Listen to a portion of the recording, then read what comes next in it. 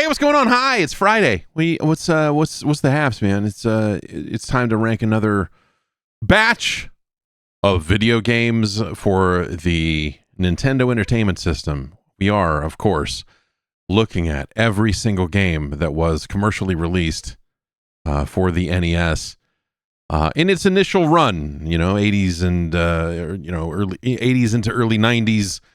And this is episode 136, and as a result of that, there are 713 games on the list that have been ranked so far. Kind of getting close to the end of it. Got some real solid bangers here at the end. We'll see. I'm wondering if anything will be worse than Harlem Globetrotters. Like, has the top and bottom been firmly established? It may very well have. I don't actually know. We'll have to visit this last handful of games here over the next couple of months and see. But Harlem Globetrotters is at the bottom. Mega Man 2 currently at the top. That's just how science works. You can influence the list. Head over to the Jeff.Zone and you can sign up over on the Patreon. You can join the advisory panel, of course, and influence pick some games for me to play in the order you want me to play them, all of that good stuff. Of course, you always get the ad-free version of the weekly podcast and a bonus show, and you get on the Discord and the early access to the Hall of Fame and so on and so forth. Let's get into it. It's time. It's finally time. There's been a lot of very interesting games that we have looked at over the course of this run, and some of them have been absolutely iconic, and some of them have been the absolute dregs. This is a huge game. This is a massive release, I think. It's time, finally, to check out this one. Oh, I need to get this like a button. I can't start my... It's time, if I don't have it like a button click away, it doesn't really work. It's time, finally, to get into the game I think everyone's been waiting for. It's time for Super Glove Ball, the 1990 Mattel release, Rare developed.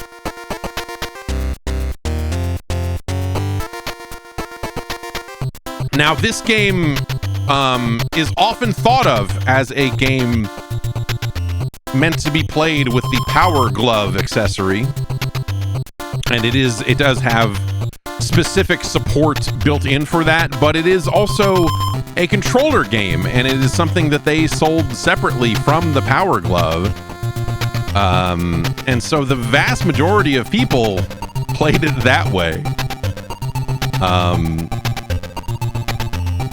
I have played this game with a Power Glove. I actually do have a Power Glove here, but I don't have the sensor. So it's great for Halloween costumes, but not much else. And, yeah. The Power Glove is, well, I don't know. Maybe we should talk about the Power Glove for a couple minutes here before we get underway. The Power Glove is a real piece of shit. I think that's something that, it doesn't really, of course it is, but I think its place in popular culture, as far as gaming is concerned, has just been reduced to the joke from The Wizard or whatever, which is a fucking terrible movie.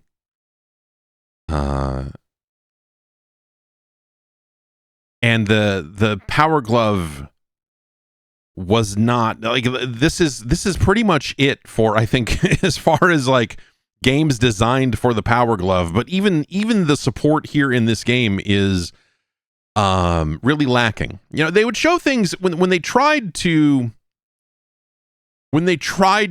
market the Power Glove, they would show it playing a variety of games, because the idea is like, you can play anything, but it's a glove, and you can And if you're not familiar with it, it's a glove that has a bunch of buttons on the wrist, and the buttons are mimicking the NES control pad, and it has some settings for what you want the movement of the hand to do. You can kind of configure it mildly.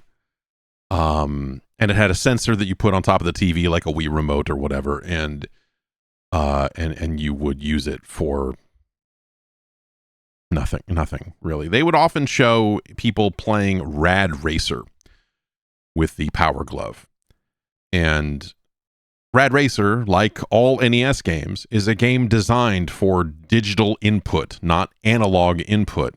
And so the nuance of being able to move a glove across the screen, or being able to move a glove in an analog form, is fucking fake and terrible. And so you could move your hand to steer the car, but it didn't, it still was just pushing left on a fake D-pad in your mind when you did that. And it never felt right. It never felt good. I cannot think of a single positive interaction I had with the Power Glove over the years. And so, like, I just, for me, like, I take no pleasure out of people's, like, references to the Wizard and, like, all the other stupid shit, because this thing is so fucking bad. It's not even worth the joke of it, It is just a piece of garbage. And so here we have Super Glove Ball. A game with really ridiculous controls that don't really get less ridiculous when you are using a Power Glove.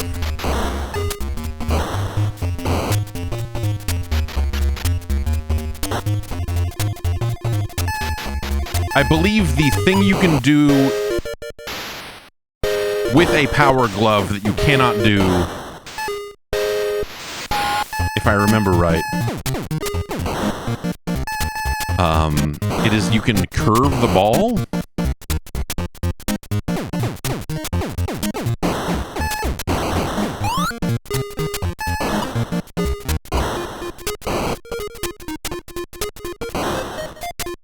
And so I'm moving this hand around. We are playing kind of a 3D breakout of sorts. Arkanoid, if you'd like. And there are, you see spots on all surfaces. The walls, the ceiling, everything, where you could theoretically be breaking bricks.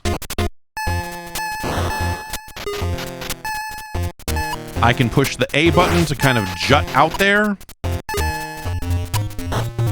I can push the B button to grab the ball. Or I can hold the B button to punch. And that's kind of that's sort of the level of control you have here. I find it to be largely needless. Also, I got to turn this down a little bit. This is just too loud. I'm trying to talk over it. It's making me crazy. I do like we get a little, when you pause it, you get a little bass line for a little bit there.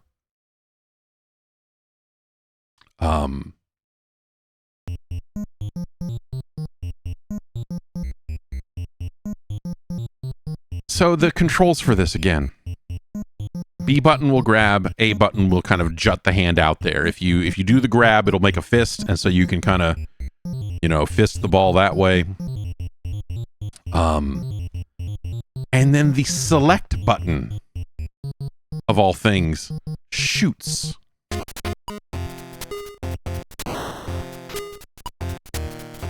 Let me get the ball out here, and we'll hit. And I can. So if I hit select, I can shoot, which is a cumbersome input, to be sure.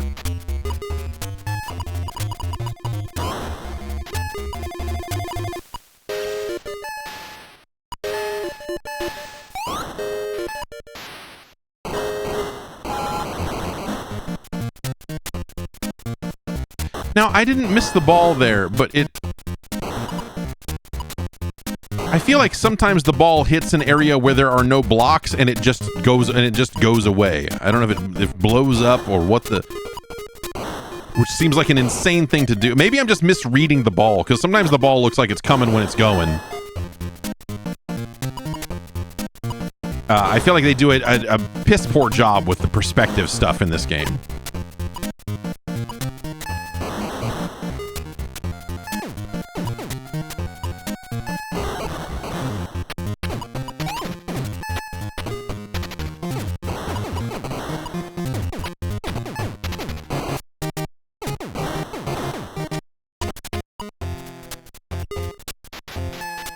And the other thing the select button does is when you have cleared a wall, whether it's the top or the bottom or the sides, you hold select and push a direction to, like, navigate into the world.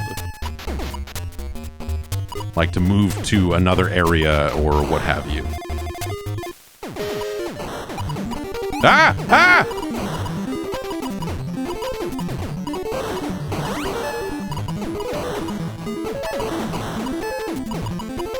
I'm trying to push select. I'm trying to...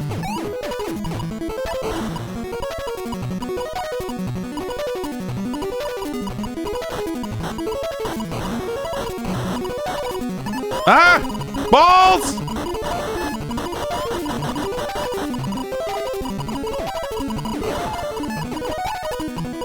And so if I'm moving to the left when I hit select, I can kind of hit the walls a little bit.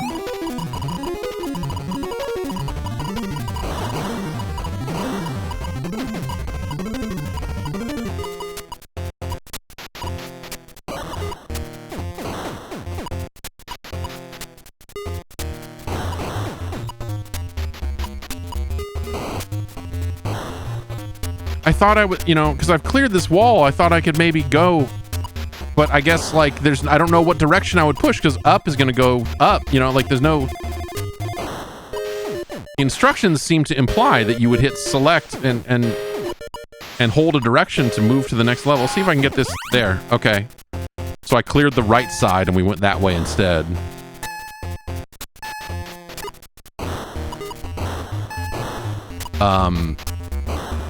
I think there are ways to... So, right there, that ball just blew up. I'm not really sure why. There it happened again.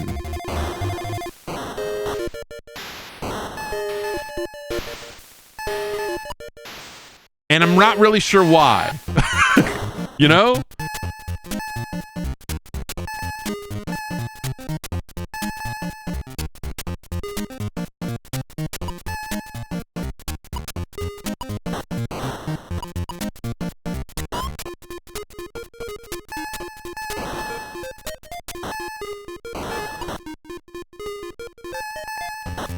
You know, and yeah, we can punch the ball and...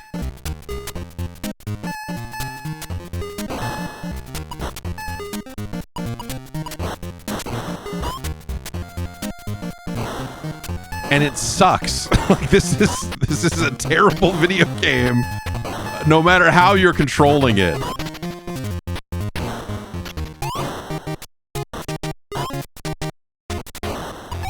Ah! Ah! Ah!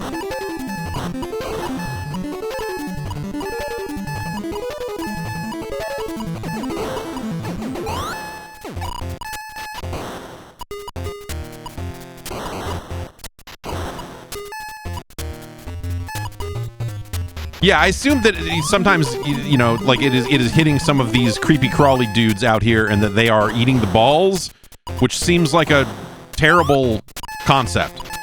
You know, Arkanoid, like when you hit dudes, it killed them. And that's by and large, I think, what happens here, but sometimes it feels like it hits one of these enemies and just the ball goes away. And I don't know who wins or loses that fight or how that is determined. Because, yeah, see, well, there it felt like it hit the wall. I don't know. Okay, we've cleared another spot to the right here. Let's go. Now we're here. Level 3.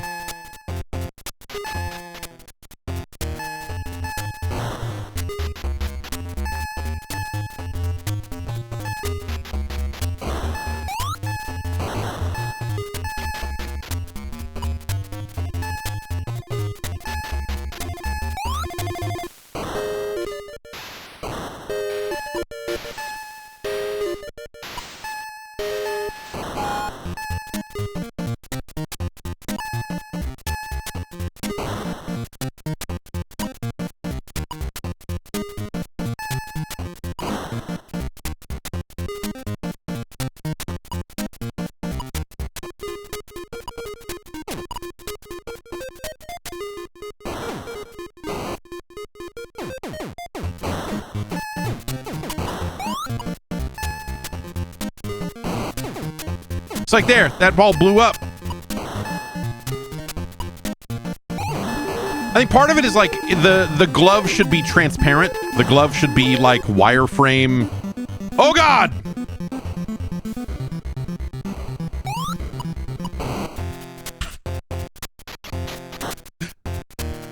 The glove should be wireframe or some kind of transparency so you can kind of see what the hell is going on at any given time. They need to do arcade punch-out levels of like wireframe stuff.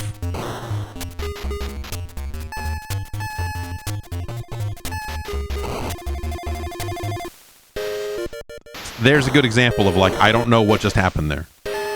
Like it bounced off the enemy, then I hit it. It bounced off of me and then the ball blew up. I hit no buttons.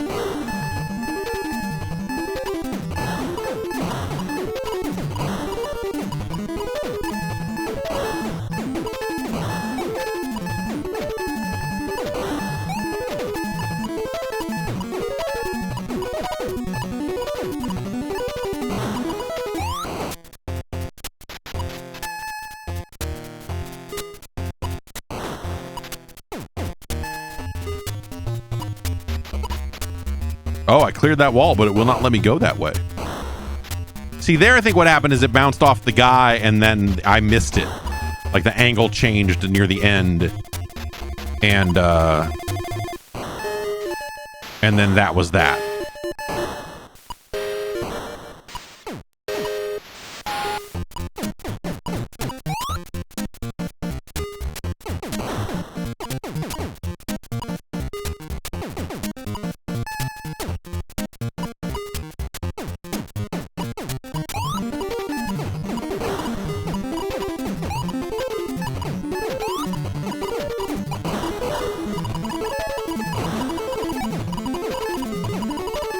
Balls!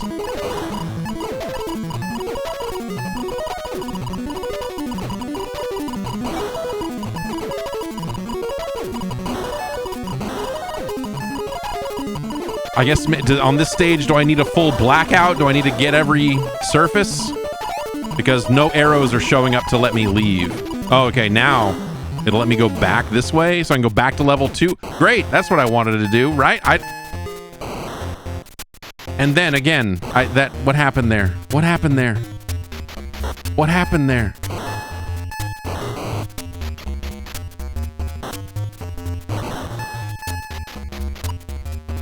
Also, I feel like I've lost like a zillion balls and I'm still playing. I don't...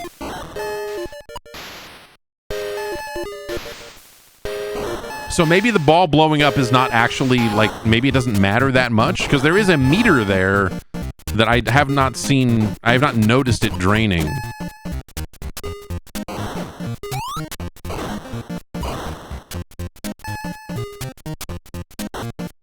Let's punch the ball a little bit. You punched it so hard it split into multiple balls. Ah, missed them all. Okay, the good part about the fastball here is that it bounces off the backdrop, so I'm basically invincible here. So I can go back to level 3 then? I mean, I assume it's a higher number, so that's good, right? What happened? Did I miss it there?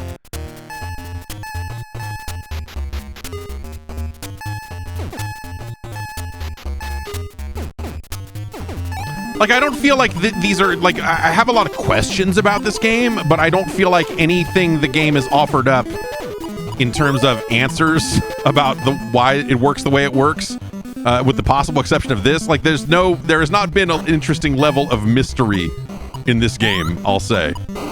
Fuck you.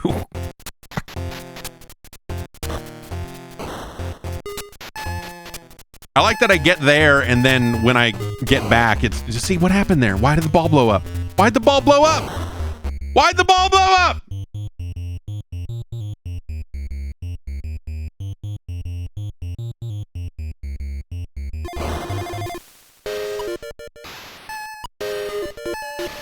As I was saying, I feel like though this game is making me ask questions, I feel like the mystery is not. None of this is interesting to solve. Like, this doesn't feel like, oh, you're supposed to puzzle out what you do, and that's part of the fun. Like, it doesn't feel like that's necessarily meant to be a part of the game. The game just feels like a fucking mess.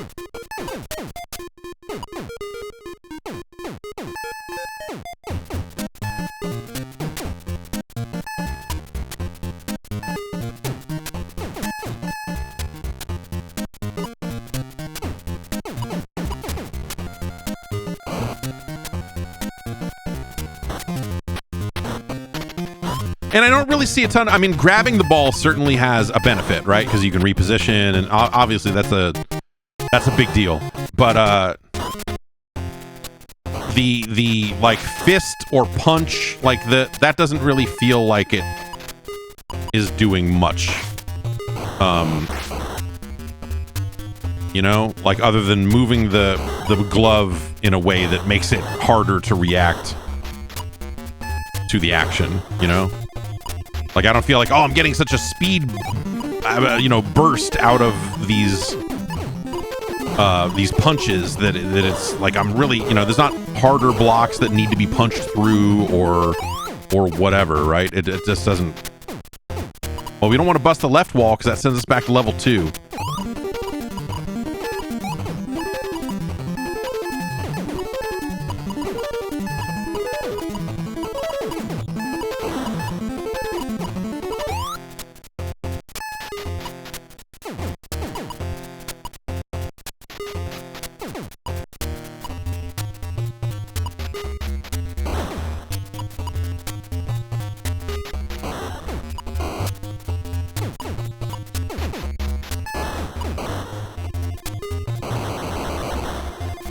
I hit and now I have 5 balls again?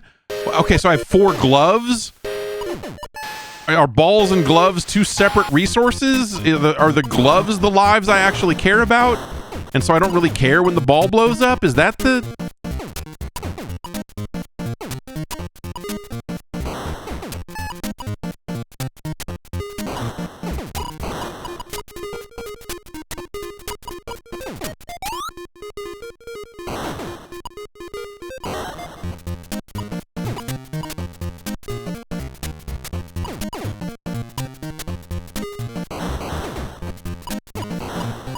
The arrow to leave was there for a minute and then it went away, which seems also weird.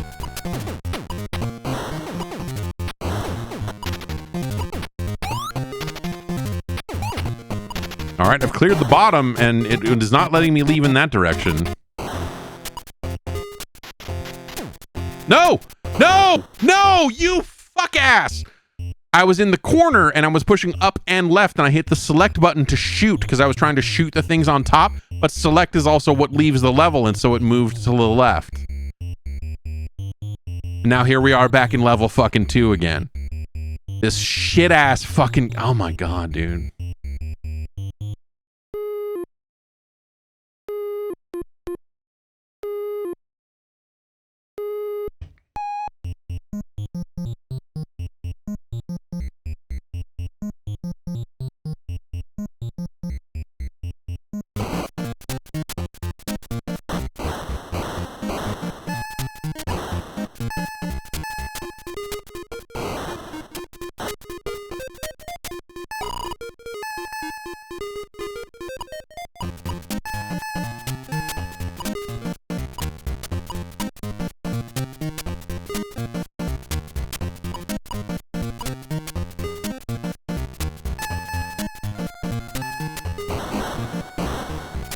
Ah.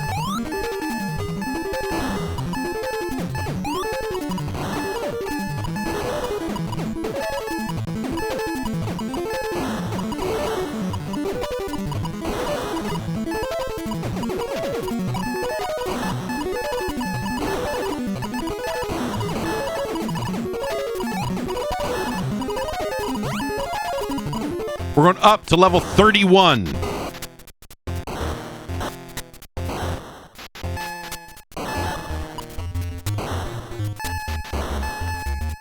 Like, I do kind of, there's something, if they had done a thing,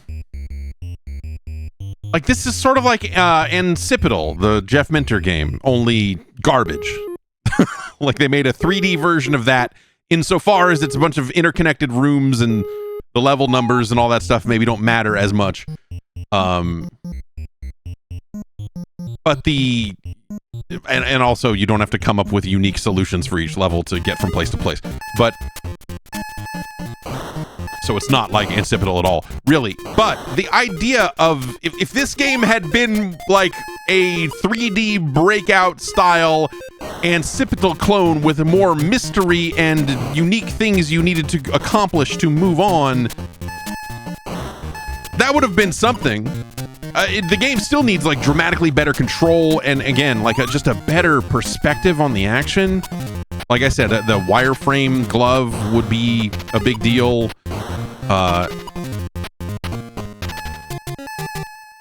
I might also say a sideways shadow. Like, they've got the shadow on the bottom, but I think, well, maybe not. I mean, you know, you can see how high or low it is, but not when you're either a wireframe glove or a line on the side of the screen that tells you how high or low the ball is. One or the other would be a decent indicator of what the hell.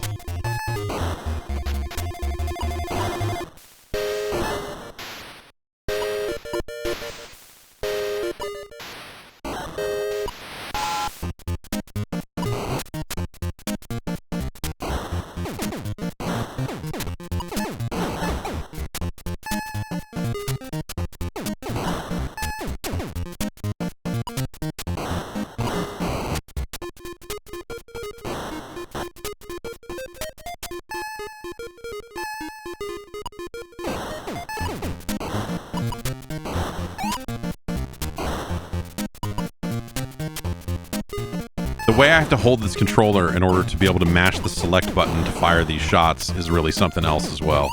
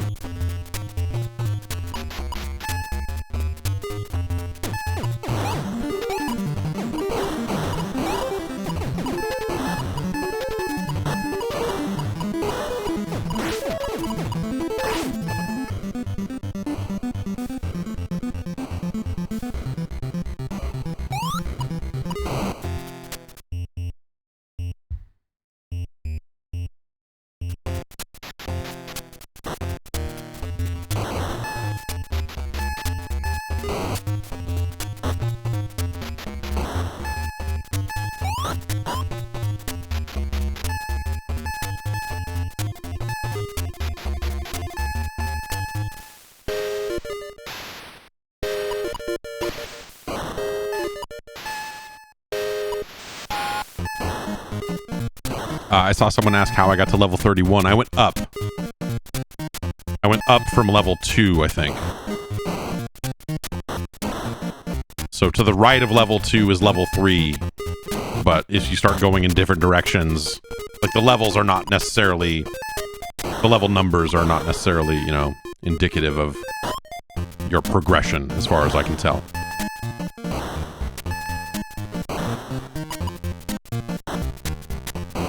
I thought I caught that one. I thought I was holding onto the ball, and then it sailed past my glove and out of the screen, and now here we are. Sad and crying.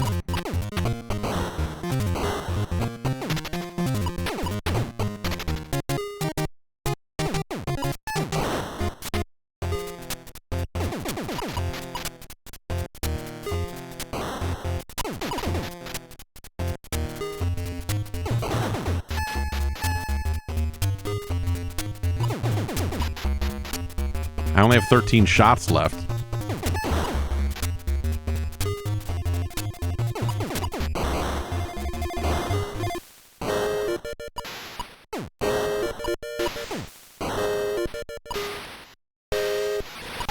All right, we're out of bullets.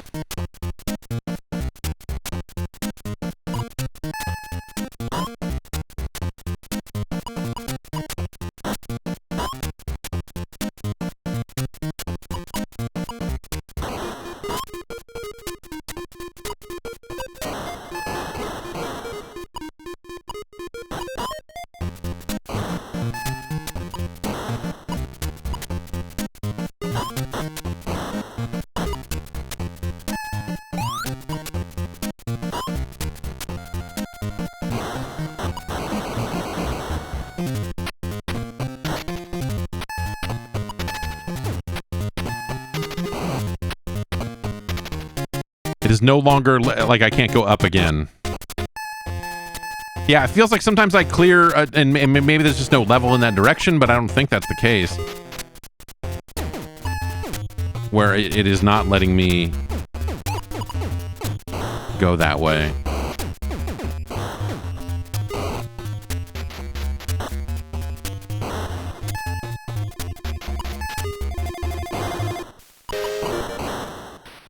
I don't think there's anything redemptive. Like, there's nothing. There are zero redeeming qualities in this game. And again, I can tell you with a certain amount of authority, the Power Glove does not make this game better.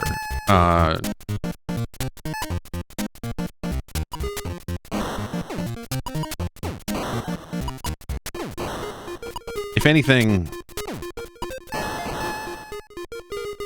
Power Glove may make it worse.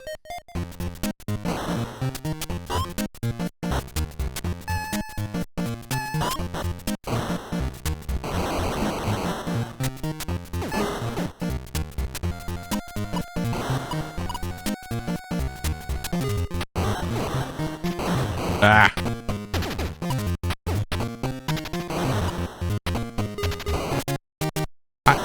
Didn't I hit the ball there? Maybe I didn't. Maybe the perspective is just so jacked that I can't even tell if I'm hitting the ball or not. I don't.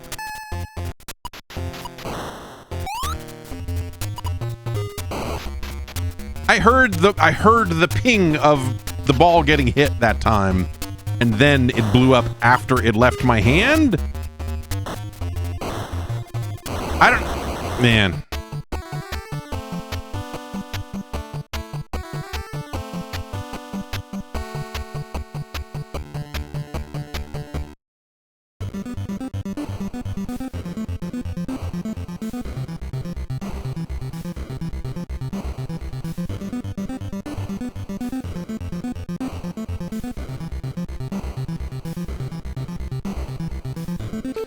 It's a real piece of shit.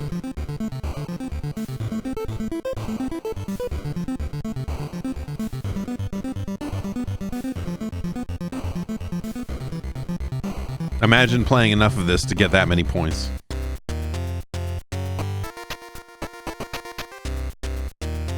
So yeah, clearly Rare's finest work on the platform.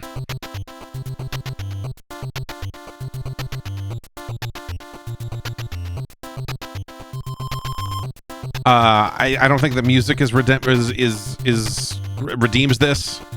Like, the music is okay. It's not great. I think Rare has made worse games with better music. If you if that makes any sense.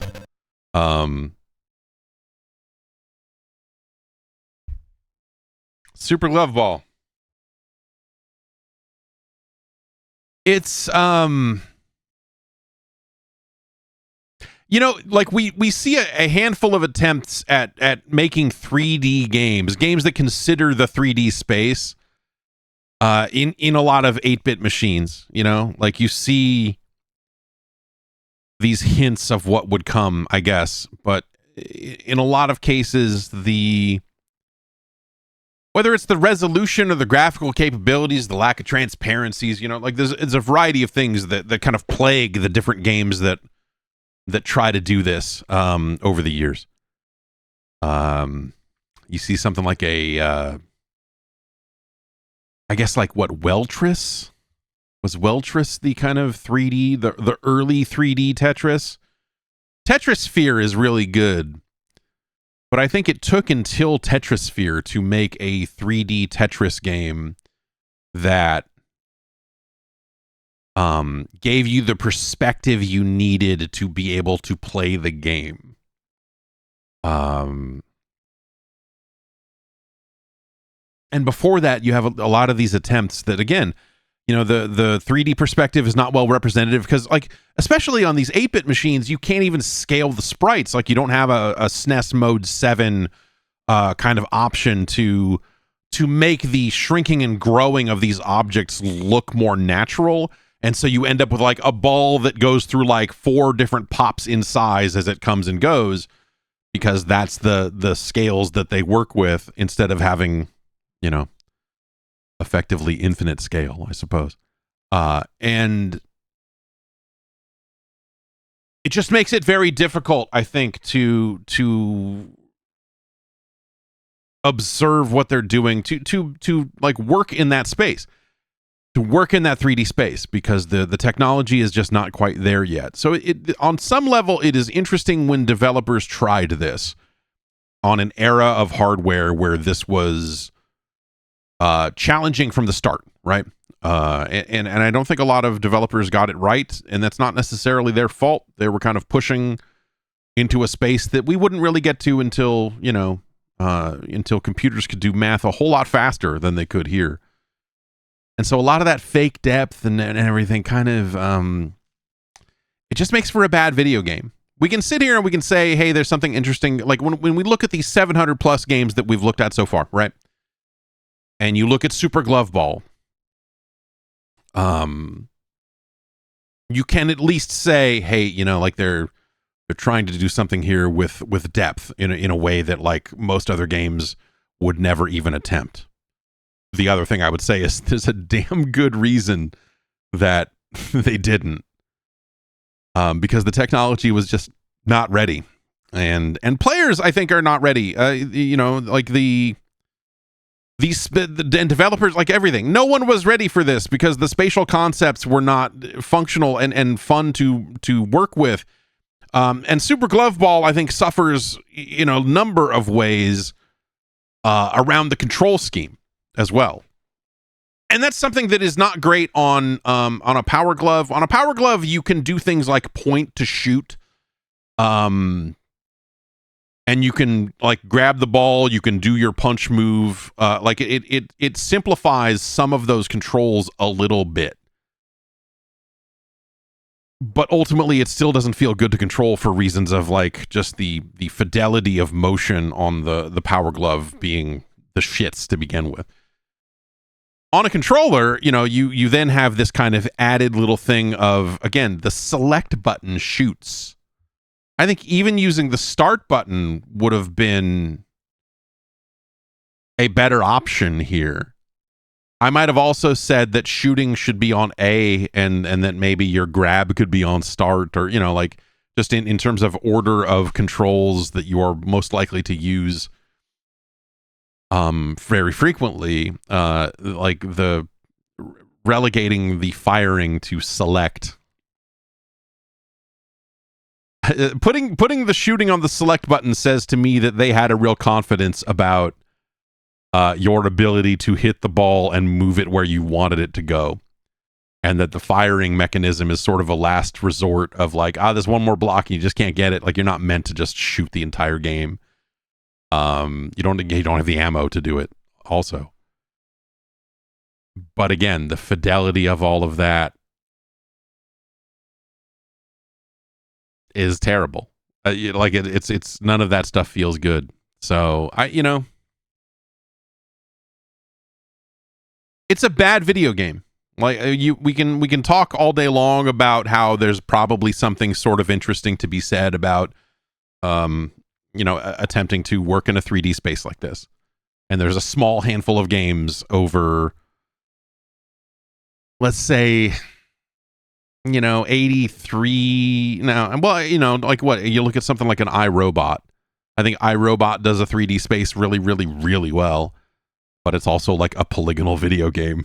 like iRobot is a standout in numerous ways.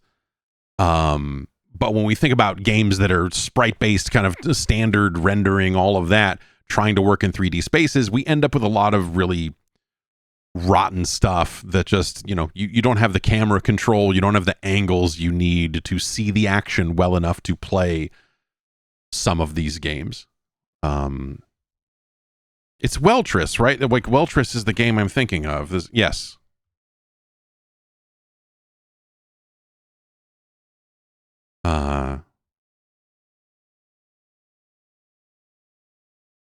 Yeah. So in Weltris is one of the zillion questionable follow-ups to Tetris, where you are looking at the pit from above and you're kind of dropping the blocks in from a 3D perspective. And they do some stuff there with wireframe blocks to try to give you some kind of indication as to what you're doing, but ultimately you don't really have what you need to,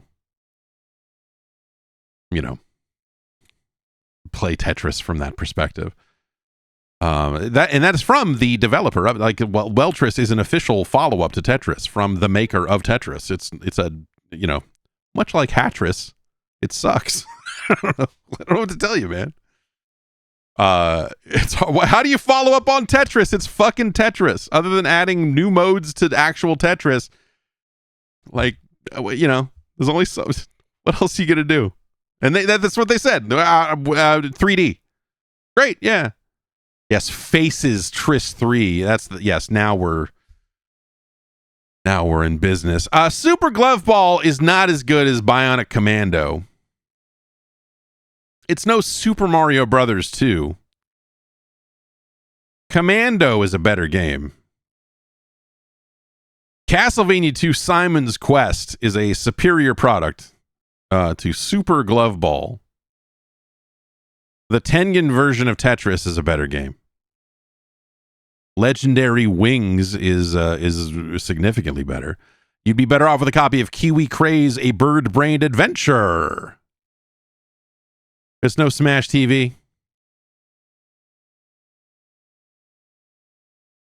You'd be better off with a copy of Iron Tank, The Battle for Normandy. It's no David Crane's A Boy and His Blob, Trouble on Blobolonia.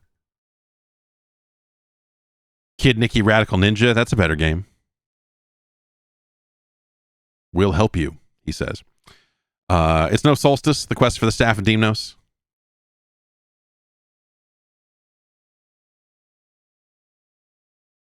Is Super Glove Ball better or worse than Dino Wars Destruction of Spondylus? Spondylos.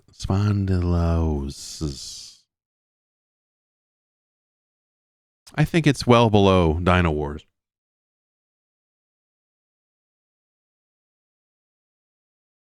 You'd be better off with a copy of Myland's Secret Castle. Nigel Mansell's World Championship Racing's a better game. Battletoads and Double Dragon, The Ultimate Team is a better game. Snake's Revenge is a better game. You would be happier owning a copy of Krusty's Funhouse, that's for sure. Yo Noid, it blows it out of the water. Oh, Yo Noid. Now we're talking video games. It's The Three Stooges is a better game. The Three Stooges, Mario Party 0, you could call it. That's not a very accurate way to refer to that game, but you could call it Mario Party 0. It does have a board game and mini games and is not good. Cool of Radiance is a better game. Akari Warriors 2 Victory Road, better game. The NES version of Joe and Mac is a better game.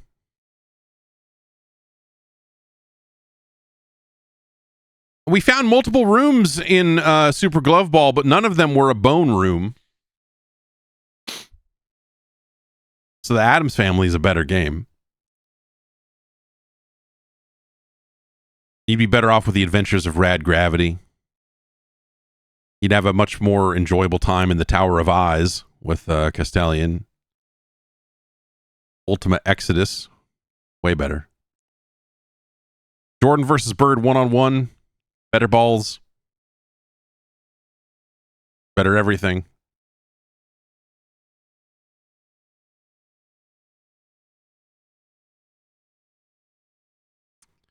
All right, what are we looking at here? Target Renegade, still a better game. Digger T Rock Legend of the Lost City is a way better game. You'd be better off playing Time Lord. You'd enjoy a copy of Super Pitfall more than Super Glove Ball.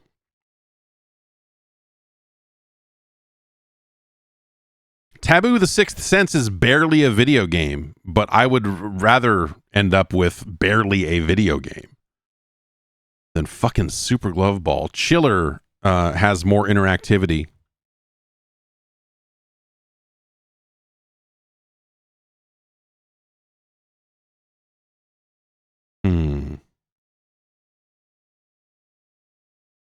Spider-Man Return of the Sinister Six is a better game. Power Punch 2 is a better game.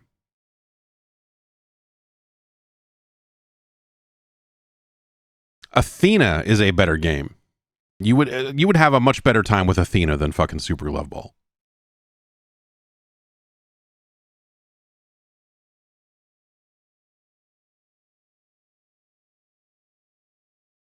Conan is better.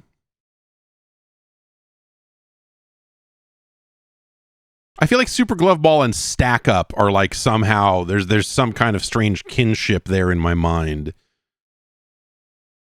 As far as like, you know, them both kind of being peripheral games. Stack Up more so than Super Glove Ball. Super Glove Ball is better than Street Cop.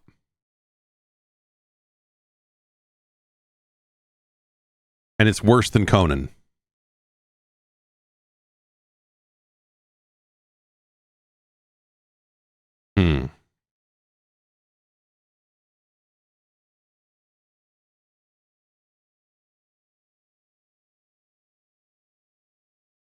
You'd be better off with a copy of Captain Planet and the Planeteers. So Super Glove Ball is our new number 683.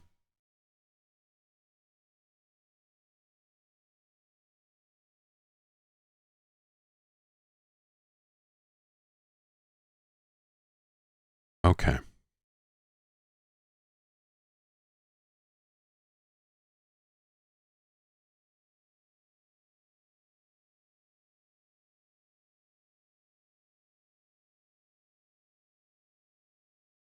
And there you have it. A truly dreadful video game. Groz wanted to see this next one. I have been looking forward to this one because I think I know what this game is, but I'm not positive, and also I don't remember if it's actually any good or not. Is that enough setup for you? This is an unlicensed video game from the Codys.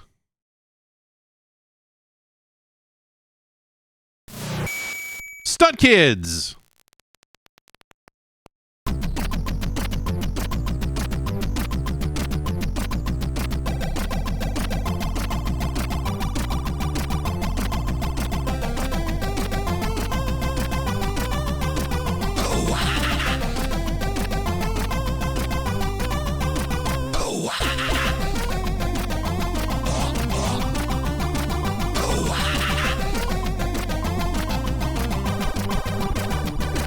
Gavin and Brian brought this to you.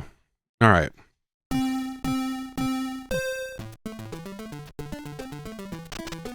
So yes, this is it's a like a BMX Trials style game. Sort of like Kickstart 2 for the Commodore 64, like same kind of split screen presentation as Kickstart. Which Kickstart 2 is a fucking mind-blowing game for its platform and era and is one of the goddamn best games ever fucking made. And so I am predisposed to liking a game that kind of does this, but I'm not sure that this game is actually any good. Stunt Truck. Listen to this fucking bass.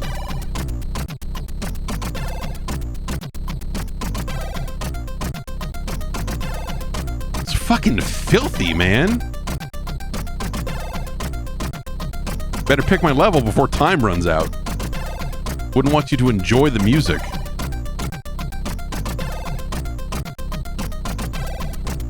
All right.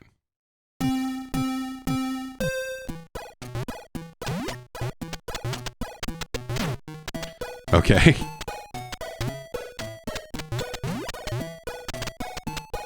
Okay, it would appear that B is is like a turbo boost and not how you go.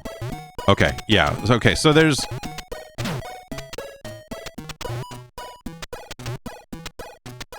Uh-oh.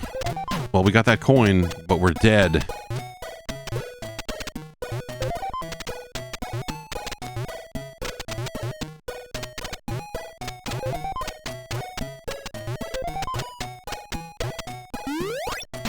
Oh.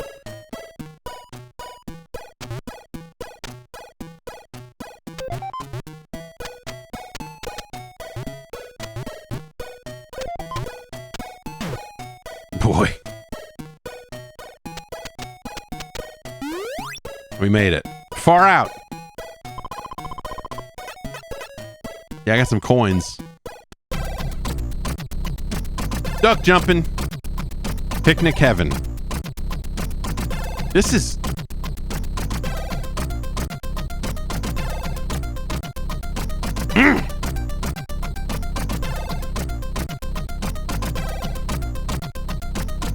Just disgusting. Listen to this fucking bass. Straight off fucking... Oh! Filthy.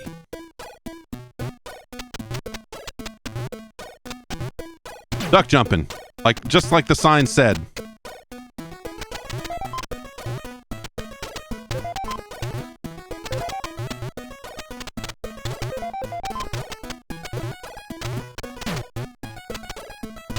Oi, I hit a soccer ball.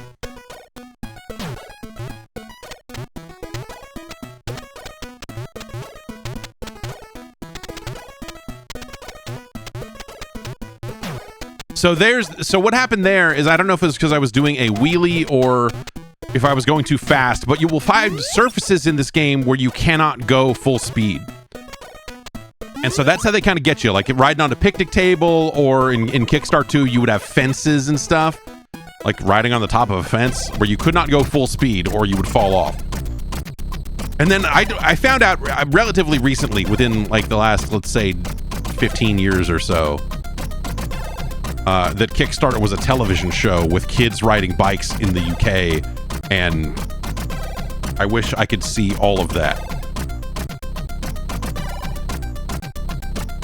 Oh, mind the gaps, clearly.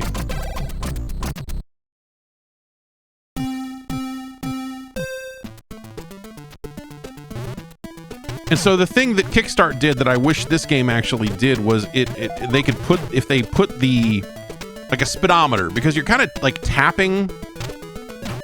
Oh.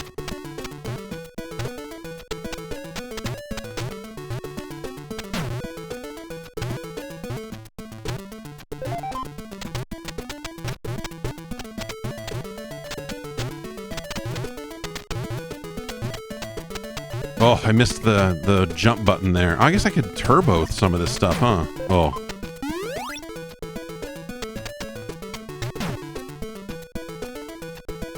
Is that just a weird hole opening and closing in the earth?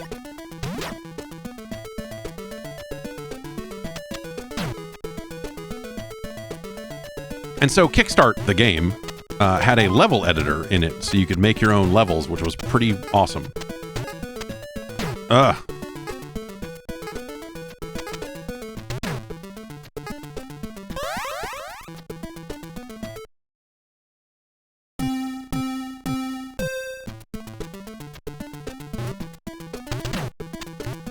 I should have watched what the computer did there, because I don't know how to get over that. Oh, gosh.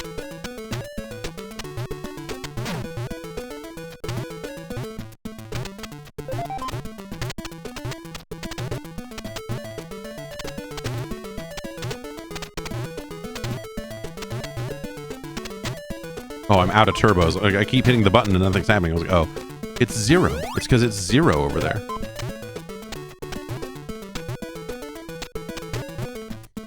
Fuck.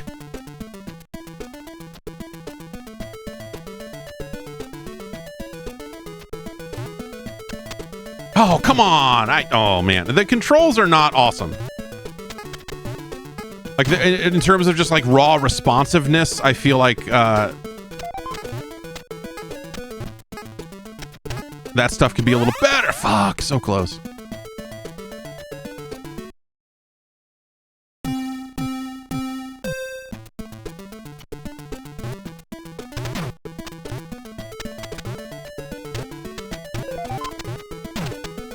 Because, like, right there, I don't even have the speed to make that jump again after I respawn.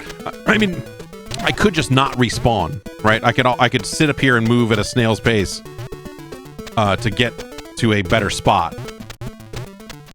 But, oh, man, yeah, that's sometimes the jump being not responsive is a real killer.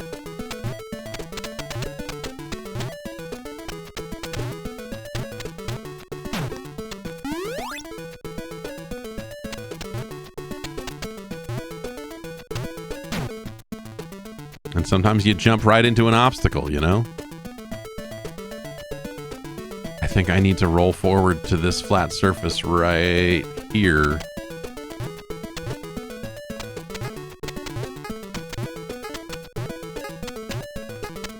Go! Oof.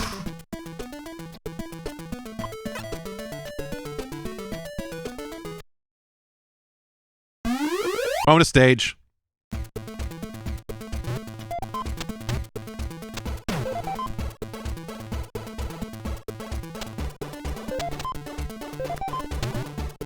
The AI has no idea how to race this crazy bonus stage. It's not even going to try.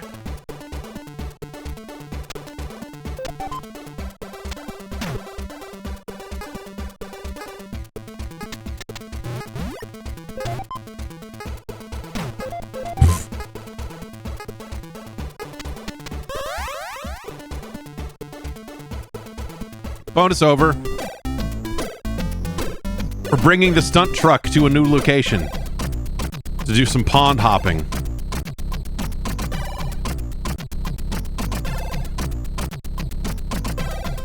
You're not gonna hear this filth on your local fucking high street, mate. This is fucking real shit. Big up to Croydon.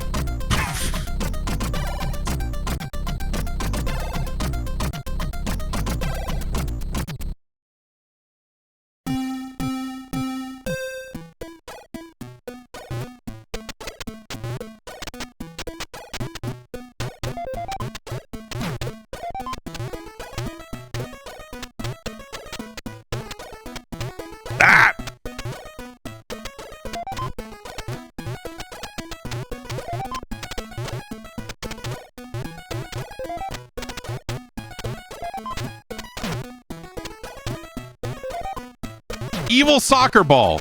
They're all evil, if you think about it.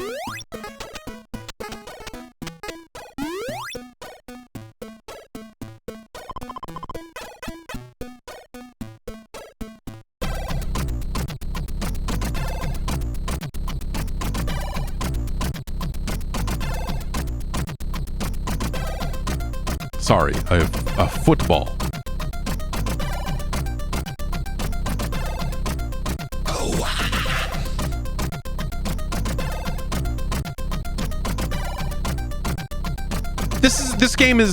This game is cool, and I love the game that they stole all this from a lot more than this game. So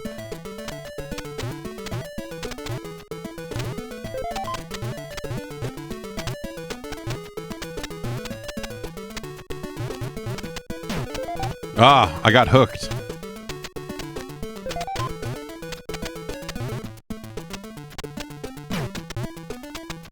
Again with the hook.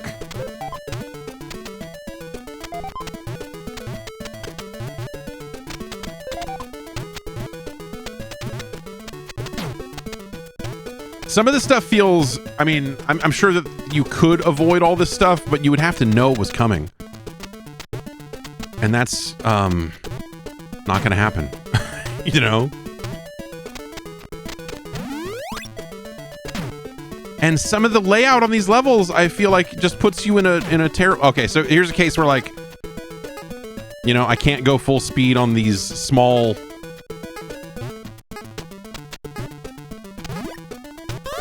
Oh, man. If this game controlled better... Oh, my God, look at this fucking guy.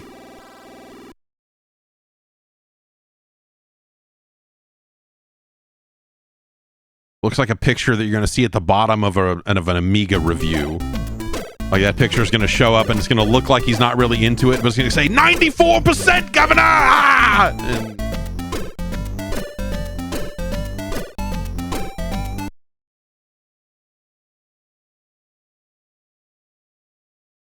Gaz gives it his game of the week.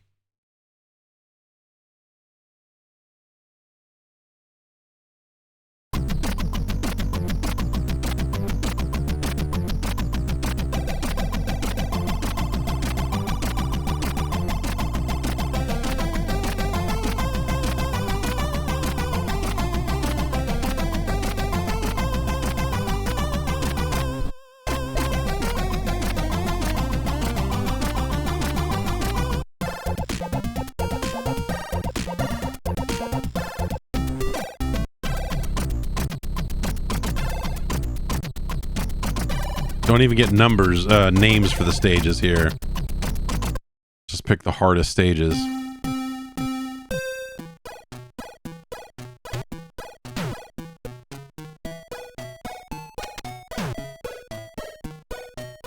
So that's probably a case, oh god, where, like, I can't do full speed on this surface because it's meant to be a narrow one, right? And so if I, yeah, see, if I try to pop a wheelie while I'm riding on those, you just fall immediately. Which, you know, don't fucking pop wheelies, dummy. But sometimes I feel like I need to, because some of these landing spots are rough. The bounce after you land is also troubling because, you know, you can't, yeah, see, I can't do wheelies or probably can't go full speed on that type of rail either. That feels like the type of surface, again, not to just compare it to Kickstart, Kickstart 2 specifically, but some of these surfaces feel like I should be able to just wheelie up them and not have to jump, which is something that game did that this game kind of doesn't.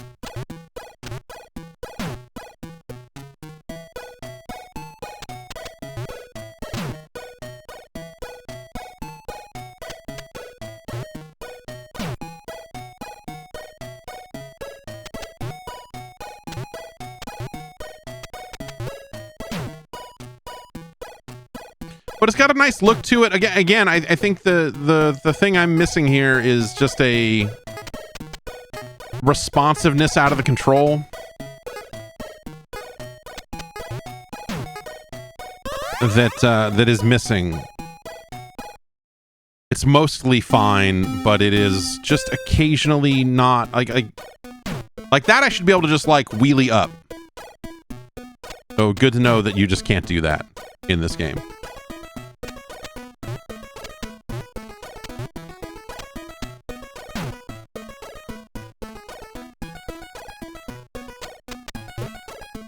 But very clearly, you know, they sat down and said, we're, you know, oi, Gavin, let's make a Kickstart 2 ripoff with no level editor. And they're right to do so. More people should be doing exactly that.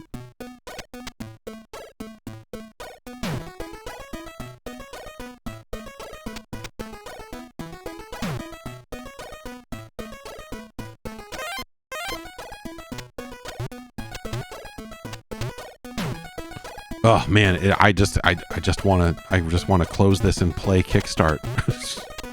No more ranking today. There's Kickstart to be played. No. Anyway, okay. There's no other kind of single player option, right? You just kind of... Yeah. Oh, this, though.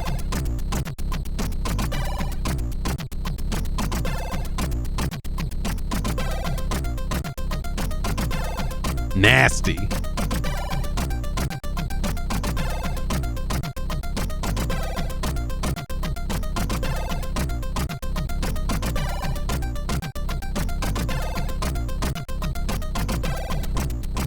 Yeah, Electronic Arts is Stunt Kids. That's right. I guess they do own this, huh?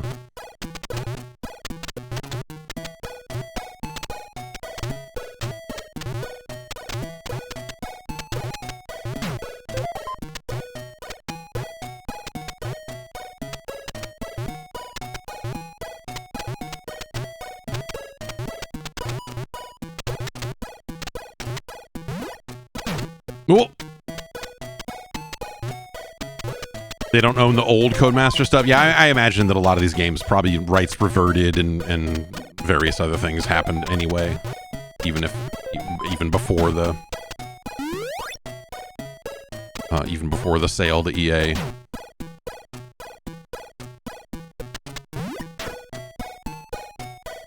Oops. Far out. That's Stunt Kids. That's cool. I don't know. Like, it's not... I wish it had access to a wider variety of levels off the bat instead of its kind of the way it handles progression. But that's okay. I don't know how you solve for this because, you know, the screen is only so wide, right? But the game moves at such a high, like not a super high rate of speed, but high enough that it is difficult to see things coming at you. And in a game where you need to be able to like adjust on the fly very quickly, like the controls aren't responsive enough to make those adjustments compared to the rate at which those adjustments are being thrown your way. And so that is the rub. And so that leads to a situation where, like, you know, theoretically are best served but to like memorize these levels, which is for crazy people. Like, that's not a realistic, like that's not sane. That's not a normal thing to ask of players, I think. But Stunt Kids is cool, and it's, you know, I think it's a game that's part of a really long lineage of this type of game. You know, going back to, again, Kickstart 2 for the Commodore 64 is absolutely fantastic. Good music too. I think they actually stole the music from the TV show. It is technically not licensed from the TV, and I don't even think it's like a regular. So this idea of BMX trials, of like kids riding either BMX bike or like dirt bikes, I guess in a lot of cases, like riding like low power dirt bikes up swing sets and weird, you know, just like tiny narrow little pathways and stuff. Like it's a real thing that people do. And apparently during the summer in the UK, it would be on TV as like a special event or something. It's not something that was on every week. Like, here's season 9 of Kickstart. And so it's just like, I don't know, we got a bunch of kids together and said, don't kill yourselves, and filmed it. And that sounds awesome. And I feel like I want to amass a wide a collection of those as I possibly can. But then, you know, like that stuff turned into something like Kickstart 2 for the Commodore 64. And I think we see Stunt Kids as a game that is a part of that lineage. And then you get into the Red Lynx stuff, which I think, you know, after years of not getting any games that are really like this at all, you know, the Trials games, I mean, literally called Trials, that Red Lynx made, like that is the touchstone for all of this. Yes, you're right. Rad Jacob's right. Elastomania fits somewhere in the middle of all of that as well. Elastomania, yeah. And so I think that is very interesting, and I miss, you know, like the Trials games, man. They're so good. And then they just kind of made one too many of them, and because they were making so many of them so close together, they couldn't just say, hey, here's more of this. So instead it became like, we put a trick system in it. Or they made a mobile, it was a Trials Frontier. There was an iPhone Trials game that I played quite a lot of, even though the monetization was dog shit.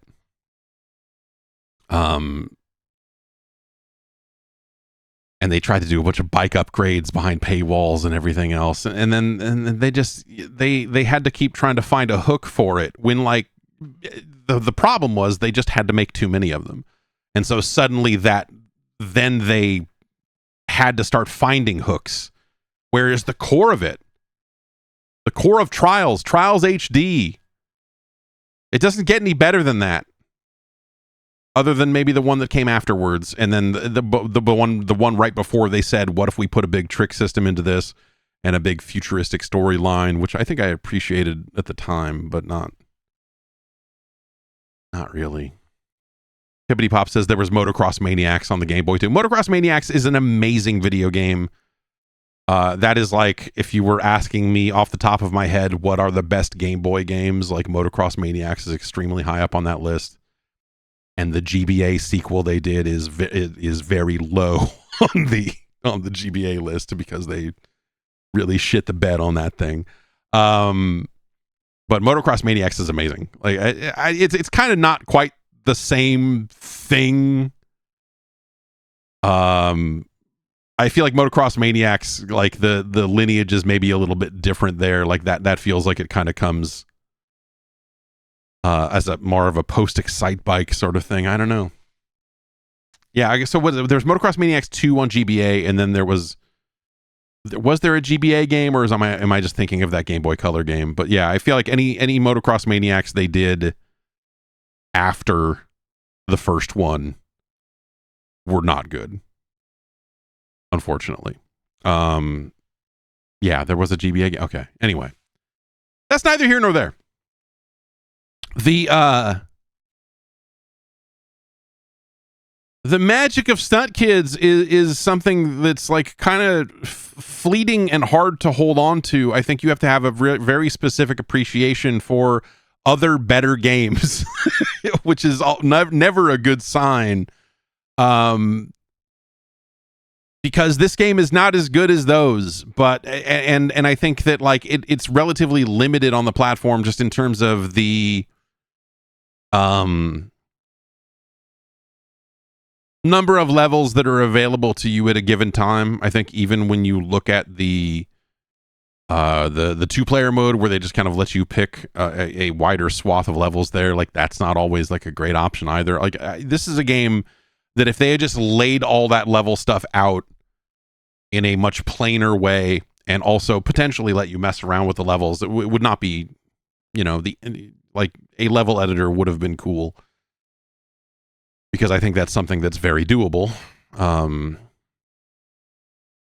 Plop down a duck here and a bench here, and like, you certainly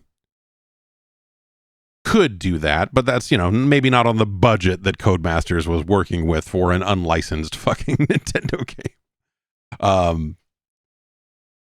And so this is a nice game. It's totally okay, but I think that there are a lot of spots where you see ways that Stunt Kids could be better. And some of it is as simple as the way it's organized, but the big knock on it is that the controls are not quite as responsive as you would like. And so situations where you're like, I need to land and immediately jump, you find that you can't quite do that. Sometimes that's by design because they do have a built-in kind of bounce on some of those larger jumps. And so, you're not supposed to be able to clear that kind of ground. But sometimes it's like, okay, I'm clearly on the ground here and I should be able to jump here. And then you hit the button and instead you fall off the edge and you're like, well, shit, what the hell? That combined with the, inability to see what's coming at you as well as you would like, I think is the stuff that gets in Stunt Kids' way. But I do again, we have to let the science speak here because I have a passion for this concept that I think can cut both ways, right? Because again, I think I've seen it done significantly better, both before this game and after. But also, I still kind of love the concept. It's no River City Ransom. That's for sure.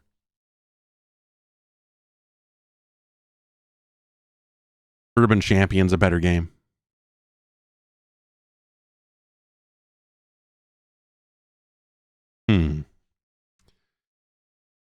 RC Pro-Am 2 is a better game. Mission Impossible is better. You'd be better served by a copy of Wampum.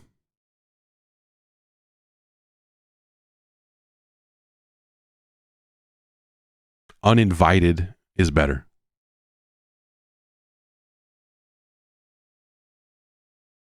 You would be better off with a copy of Russian Attack.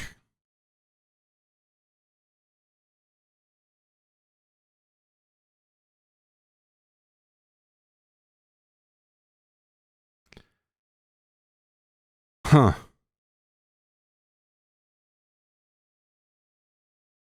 Is Stunt Kids better or worse than Dino Wars Destruction of Spundulus?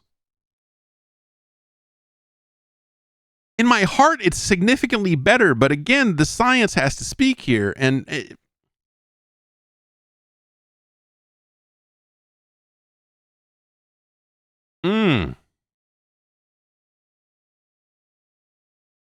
Dino Wars is a better game, but not by much, man.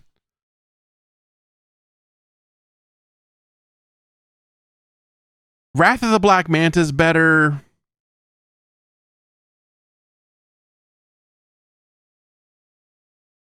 Legacy of the Wizard's a better game.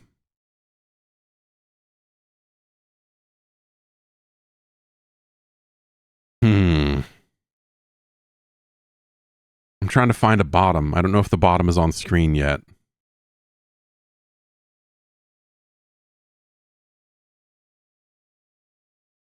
It's better than Mock Rider.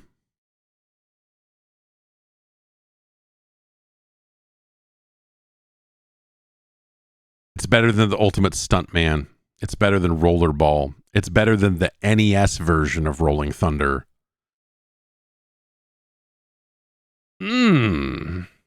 Is it better or worse than Captain Skyhawk, the game that started all this? Jesus.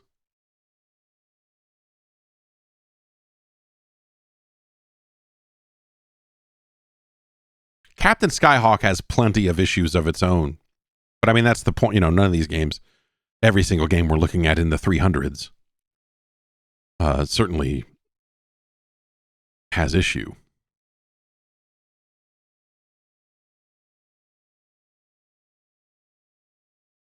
All this makes me wish that, that Hello, your friends, the No Man's Sky people would get back to their core. They're going to go out there and simulate a whole world or all this planet and all this other stuff when they should just be making another proper sequel to Joe Danger. Like, that's what the culture needs.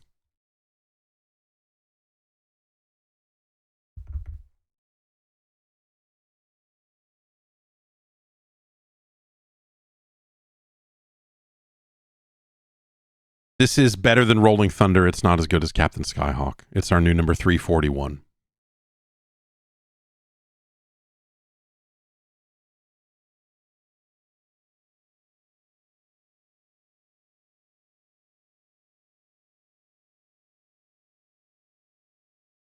Okay.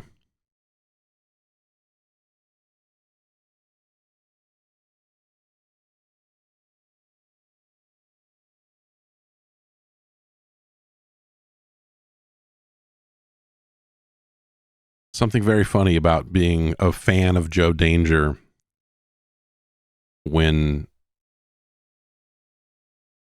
they contacted us and said, "Hey, we're showing our new game. Do you want to come see it?" I was like, "The next game from the Joe Danger people? Fucking A." Absolutely. Of course, I guess.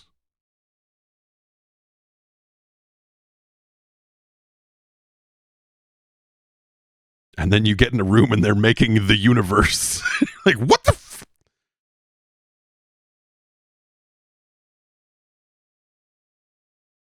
people are out of your minds, but also that's cool too. What a weird ride I'm sure it has been to have made those games. Stunt Kids number 341.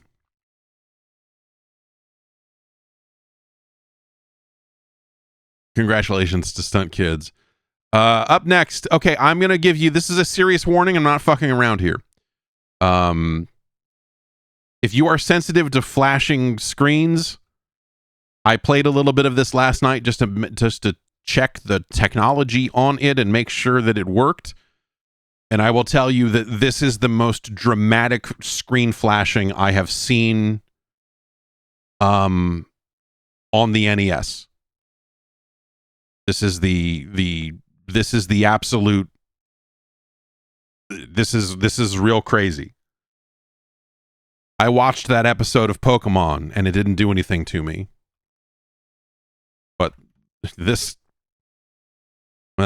is Operation Wolf. Roz wanted to see this.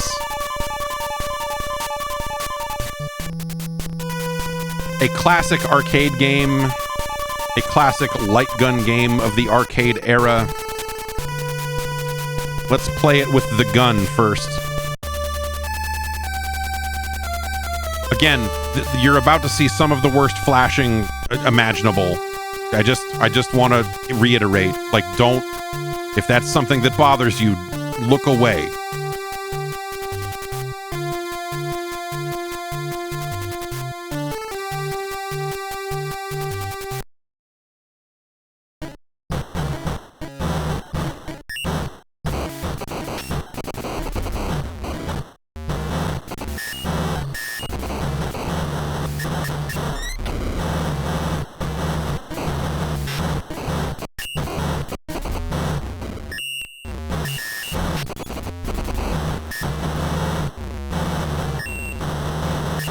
It's borderline unplayable because of how flashy it is. And that's not something I'm especially sensitive to, but like the way this game's screens flash works is so much more intense than other games.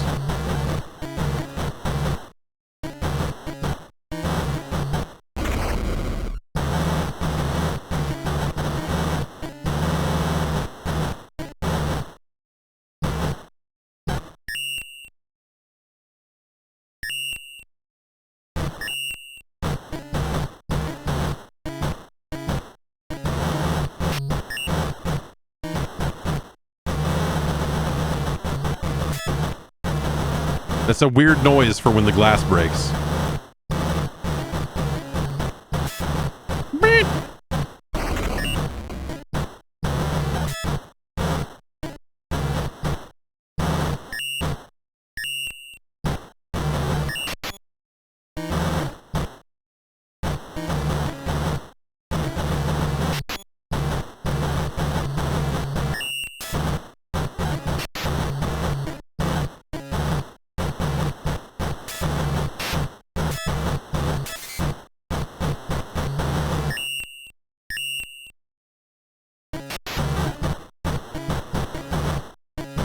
This is not a very good game.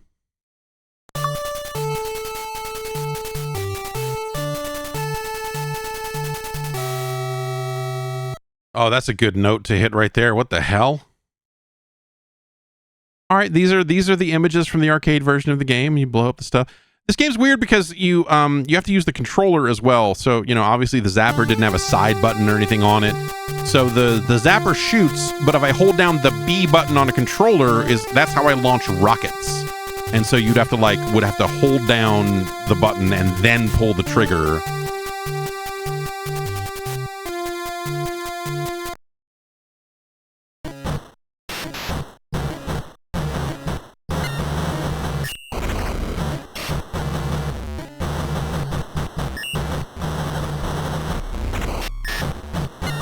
Oops.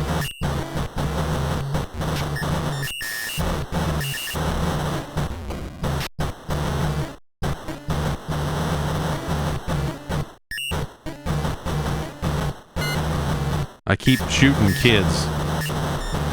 You know?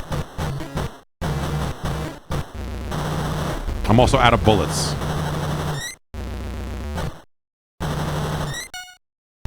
Oh, why do I keep missing the bullets? I can only shoot every few seconds. Okay, we got some bullets.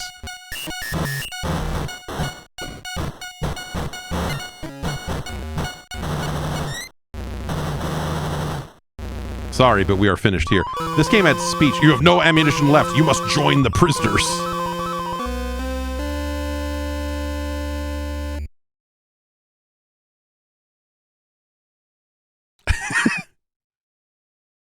Gun, yes. Bomb, no. The gun is good. The bomb is evil.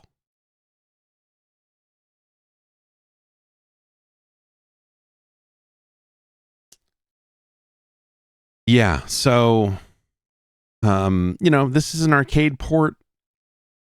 And, you know, I think a lot of light gun games are bad. I think a lot of light gun games are good for a quarter. I think a lot of light gun games are terrible to own. And this game, I think, is no exception to that rule, especially just by virtue of it being an arcade port. I had this game on the Commodore 64, and that's a terrible way to play this game also. You can also play this game with your controller instead of a light gun, which we'll try here. I feel like this game is of a specific era. If you ask me, do you like Operation Wolf, I would say, yeah, I did. But if you asked me, do you want to play Operation Wolf, I'd be like, no. No. I'm okay. So we have, you know, again, no analog control here. So, you know, if only the Power Glove were here. So we can dictate the speed of the cursor.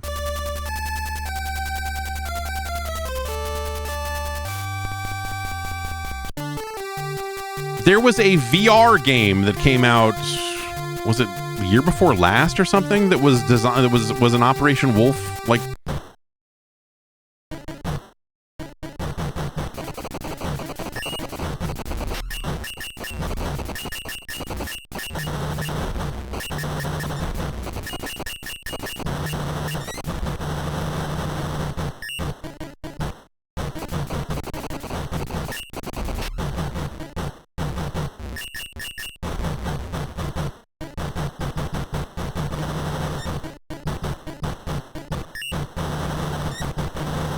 they did their best to have the life meter that curved up and around for this version of the game, but it does look a little weird.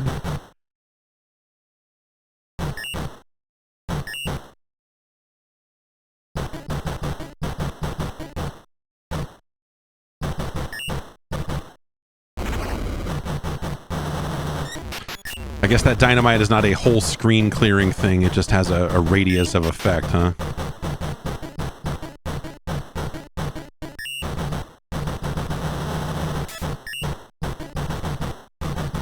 This is, I mean, at least it's not flashing as much, but this is not a good way to play this game.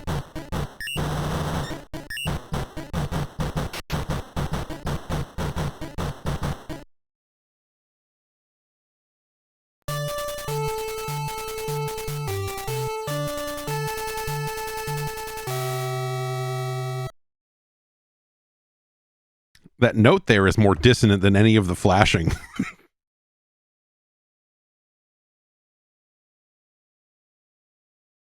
Okay.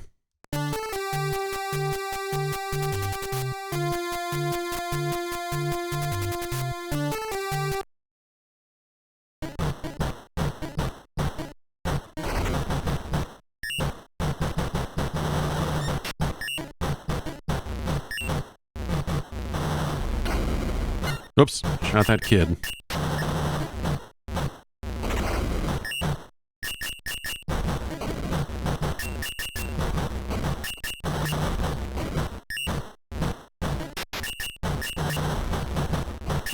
Shot that pig and he dropped some bullets.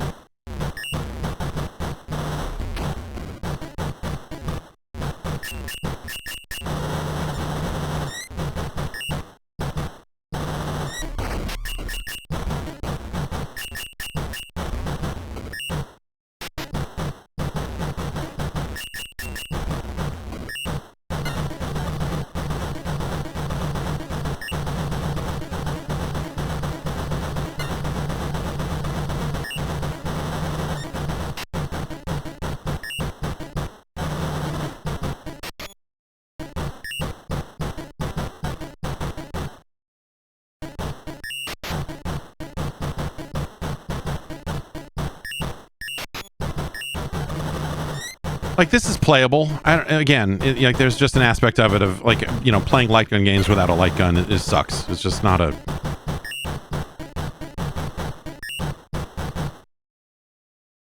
I feel like the idea that this is like a somehow a more playable version than the version with the light gun just kind of says, hey,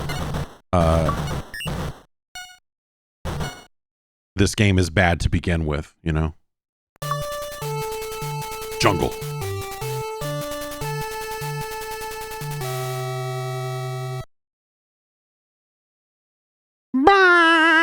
The location of the prison camp was extracted from the enemy. Let me put this Uzi in your face, son. For America. Defeat all the enemies, and then take a rest.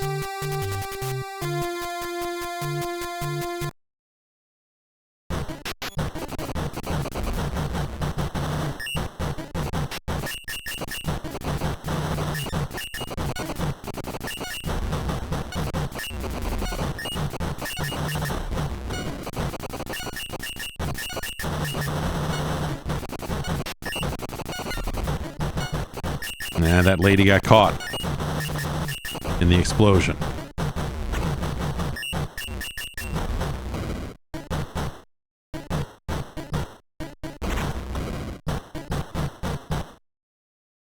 Out of bullets. It's fun.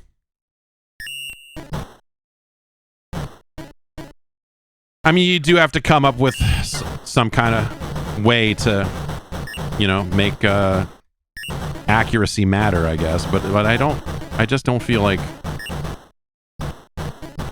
any of that makes this game any more entertaining. Maybe infinite ammo is not the answer, but it seems easier with the D-pad somehow.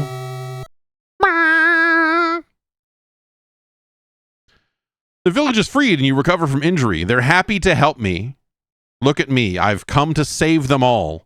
They're happy to help me here in the village, even though I killed a bunch of the villagers while I was helping them. Take ammunition by force.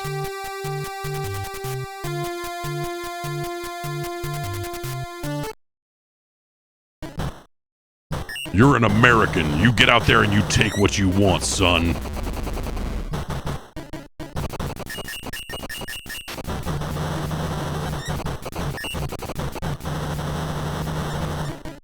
I'm out of rockets. There we go.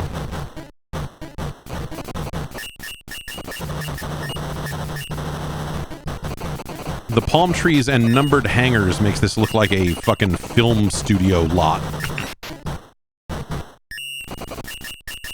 More than an ammo dump or whatever.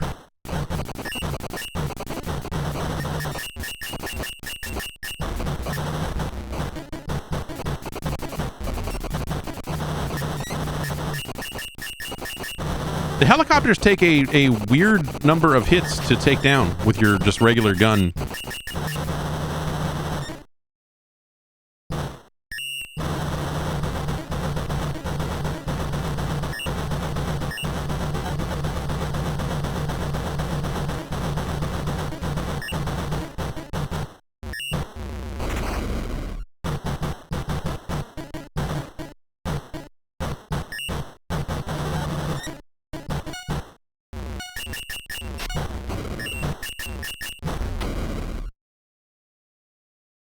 Okay.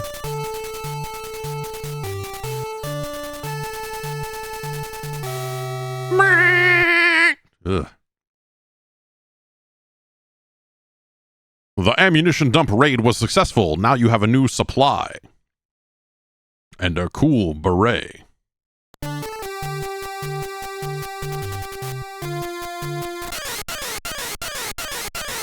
That's okay, I'm looking for him.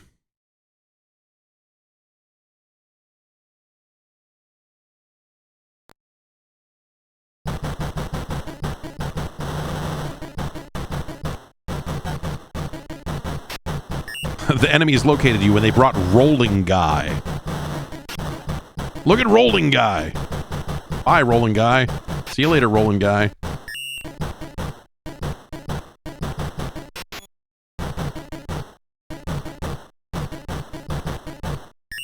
Man, this roll needs more iframes, he is saying, as I murder him over and over again.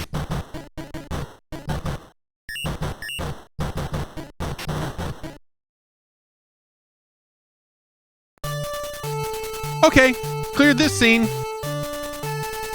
Alright, okay. Killed a bunch of dudes, I get you. There's much more dead guys. Good work. On to the prison camp. There are 12 helicopters here.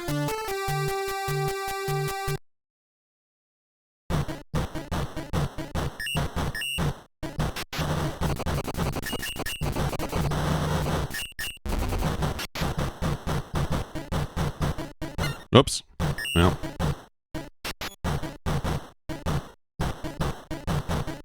You gotta keep the guys with the knives from running up behind. Oh, fuck you. Whatever. Like you never heard of danger close before.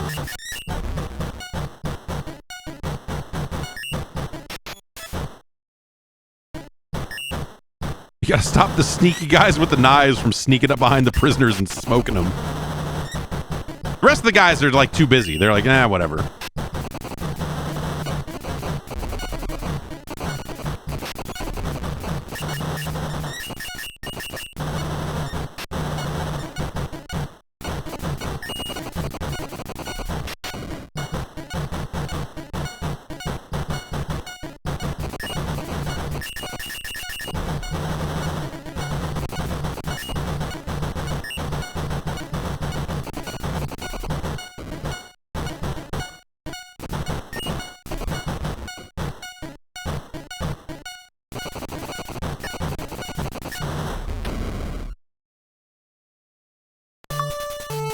All right. I mean, you got some. I mean, some of them, you can get all of them, but you know, hey. Sure, let's call that a success. Some of them did not make it out, but hey. This is way more Operation Wolf than I thought I would see today. Rescue the prisoners, get away in the airplane. Oh, so it's another, like, they run again, right? Yeah.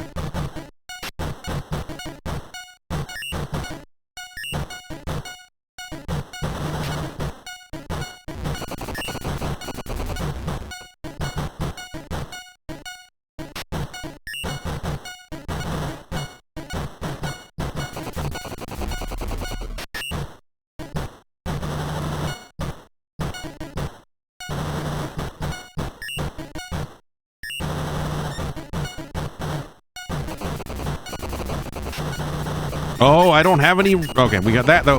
That's something. Out of bullets.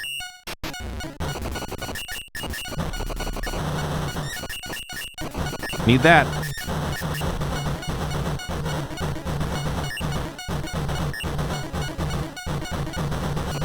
Ooh, cutting it kind of close here. Nope.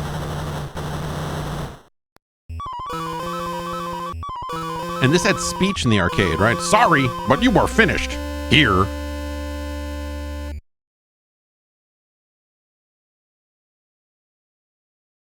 Okay. I don't ever want to play that again. Like that's sort of the problem with a lot of light gun games. I think that this controller support is better than most. The games that do offer both light gun and controller support. I feel like the controller support is usually dog shit. Here it's still like a very playable version of the game. In fact, it seems like a lot easier, which counts for something, I suppose. Right? Let's think on this. I'm going to run and pee real quick, and then we'll put Operation Wolf on a list, all right? I'll be right back.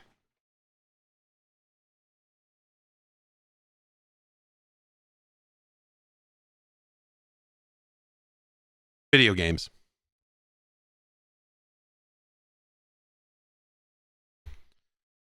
They were better before, is what you're tempted to say. But then you're faced with something like the NES version of Operation Wolf, and you have to reconsider everything you thought you knew about video games. I would say Operation Wolf was never a good game. But it was a much easier game to like in arcades, in an arcade era. Again, that's a game that if you're putting a quarter into it once every few weeks and going, yeah, all right, sure, that's a fine game. But the idea of owning your own copy of Operation Wolf in any form, it's the same rollout, the same enemies, the same this. Like, are you really going to dedicate any real amount of time to getting good at a home version of Operation Wolf? Is that how you want to spend your time? No.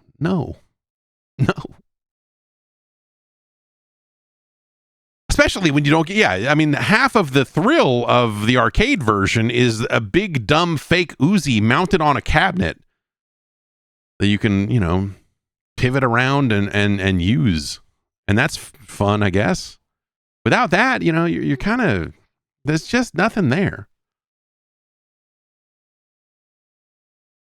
So, bummer for the kids who decided they wanted a home version of Operation Wolf, I would say. The light gun support is dreadful. Like the constant kind of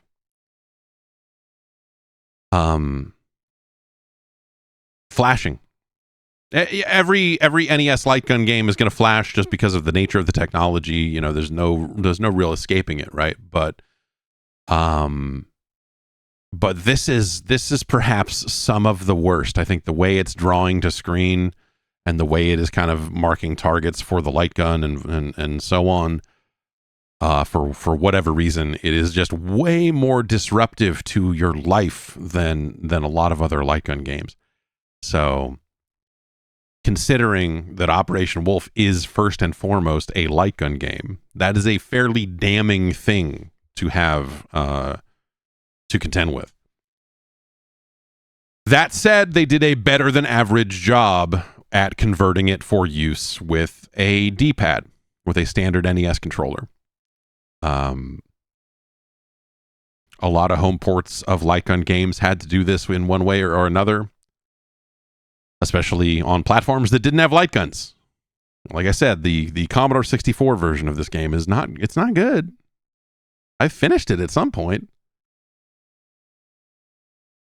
I guess makes me the sucker. The fuck's wrong with me? Why did I do that? Anyway, that helps, but it doesn't save Operation Wolf. It doesn't make it like, oh, this is amazing. Like it's still a fairly underwhelming light gun game. And the targets are not as, like you had much bigger enemies in the arcade, and they'd get a little bit more up in your face at times. And so there was just sort of, I don't know, that original version of the game was a lot more dynamic. And I think that, it's understandable why this version doesn't really have like amazing huge sprites or whatever, but it still doesn't, the game doesn't animate well. It's kind of hard to swallow, especially when you get to those bigger enemies and it's like, oh, here's the big, machine gun belt guy. And you're like, oh, he's just like slightly bigger than the regular dudes.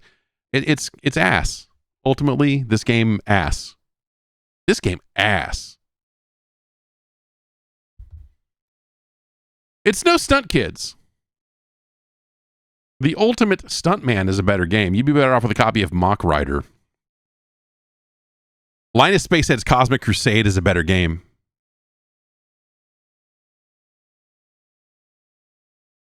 You would be better served by a copy of Bad Dudes.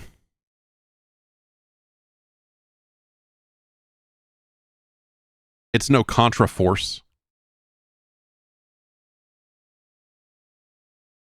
Captain America and the Avengers is a better game. Akari Warriors 2 Victory Road's a better game. Short Order Explode is a better game.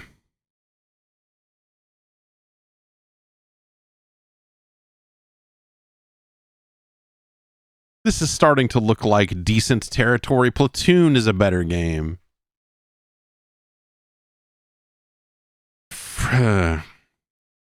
Freedom Force is not a...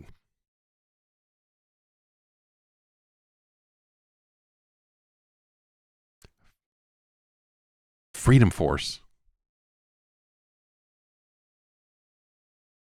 Huh. I mean, that's not a... It's hard, man. I feel like Freedom Force is not as good of a game as Operation Wolf in arcades. But here, Freedom Force does a little bit better of just like catering to the platform. It's a fairly similar game, ultimately. It's an auto-scrolling light gun game, and they both even have levels set at airports, right? I guess there's a little bit less of a... Like, you kind of cycle through the levels in Freedom Force pretty fast. But then this has like 6 levels plus the single screen ambush, and that's not great either.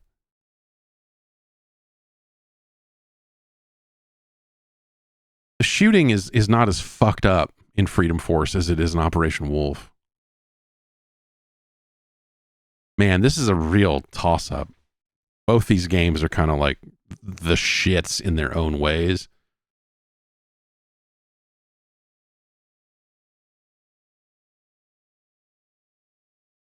Is Operation Wolf better or worse than Freedom Force? Because I feel like it's right there one way or the other. Because it's worse than Thunderbirds.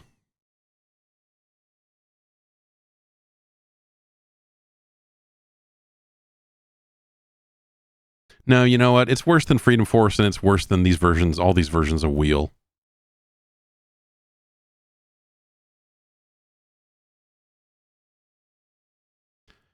It's better than Funky Superman. Despite a lack of a bone room, it is better than the Addams Family. It's better than Total Recall. It's no Wizards and Warriors 3 Kuros Visions of Power. It's our new 474.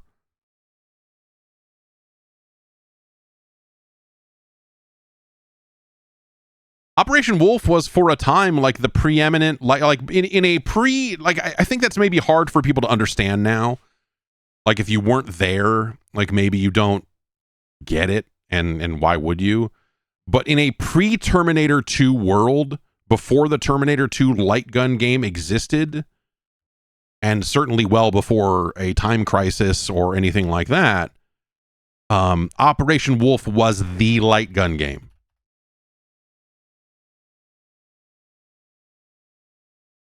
Like it was the, like at arcades, Operation Wolf was absolutely the game. It was super popular. It came at a time when people fucking loved Uzis, man, which is, I mean, whatever, man. People still love Uzis. You know, tiny gun, shoots fast. Terrorists in fucking Italian suits shooting them at cops that also have them for some reason. People love Uzis. The gun of the 80s. You know? I mean, like a nice M11 or, you know, look, there's options for submachine guns. You know, you get a nice MAC-10. I like the boxiness of a Mac. Anyway, the Uzi. You got to hold a fake Uzi and shoot a bunch of fucking bad guys. And that was very powerful. Also, it was fairly unique because there were not a ton of light gun games in arcades at the time. And so that went a long way. Before Terminator 2 came along and like kind of redefined light gun gaming. And then you get into the polygonal stuff and you know, obviously you have your Time Crisis and Virtua Cop and those are, I think, both amazing games. Amazing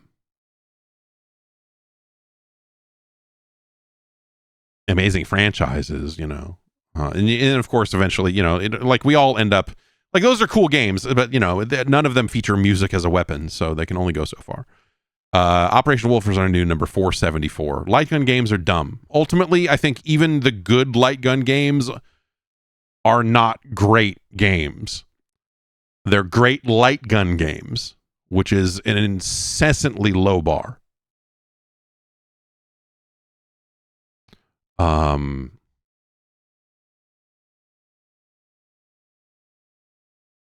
I like the way in Virtua Cop you can shoot the guys multiple times.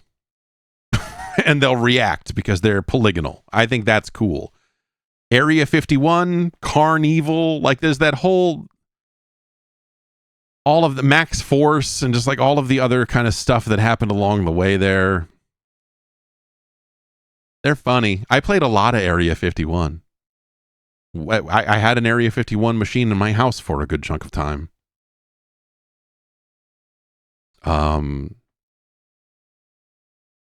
It's just not a great game.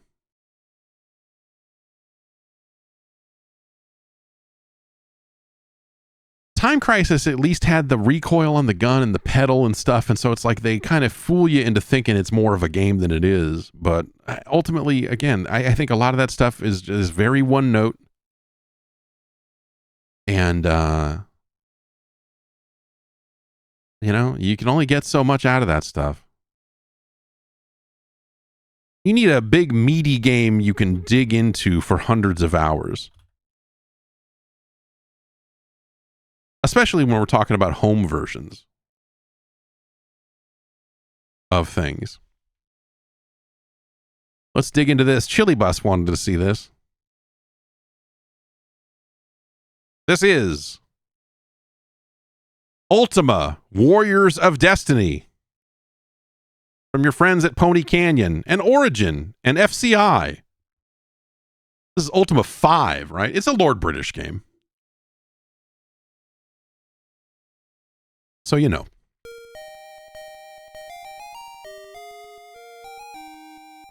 Journey on. New hero? Journey on. Right, can I turn off the journey?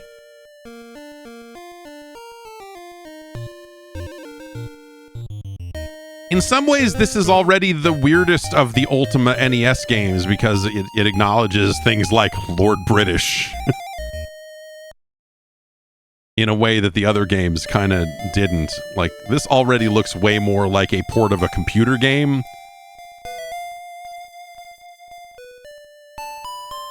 Thy parents wish thee to become an apprentice. Dost thou join a spiritual order or become an assistant to a humble cobbler? I'm going to become an assistant to a humble cobbler.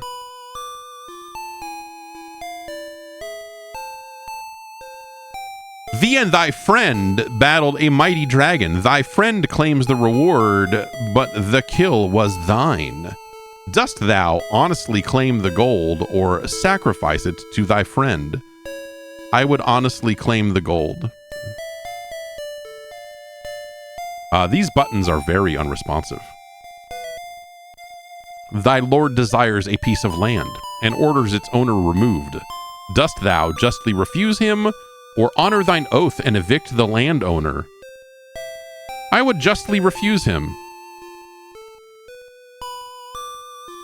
Thou dost disarm thy enemy in a mortal duel. Dost thou, B, show compassion and spare him, or A, valiantly finish him? I feel like there's just I want one more sentence of I want to be able to ask one more question about all of these and be like, I mean, does the guy suck? Is he a prick? I mean, what kind of enemy is it? Is it just like he's just kind of a fucking jerk, or has he done bad shit? I valiantly finish him. Been playing a lot of Marathon. We kill these people. Thy lord doth mistakenly believe he slew a dragon that you actually killed. And now we're like, come on. Do I honestly claim the kill, or do I humbly permit thy lord his belief? I'd let him believe it. You visit a distant lord who insults thy country. Dost thou valiantly bear the slurs, or justly demand an apology? I'd bear the slurs. I'll stab that guy later. Thou art a simple fisherman and a skillful swordsman. Thy lord recruits a ceremonial guard in peacetime. Dost thou valorously join or humbly decline the offer? A ceremonial guard.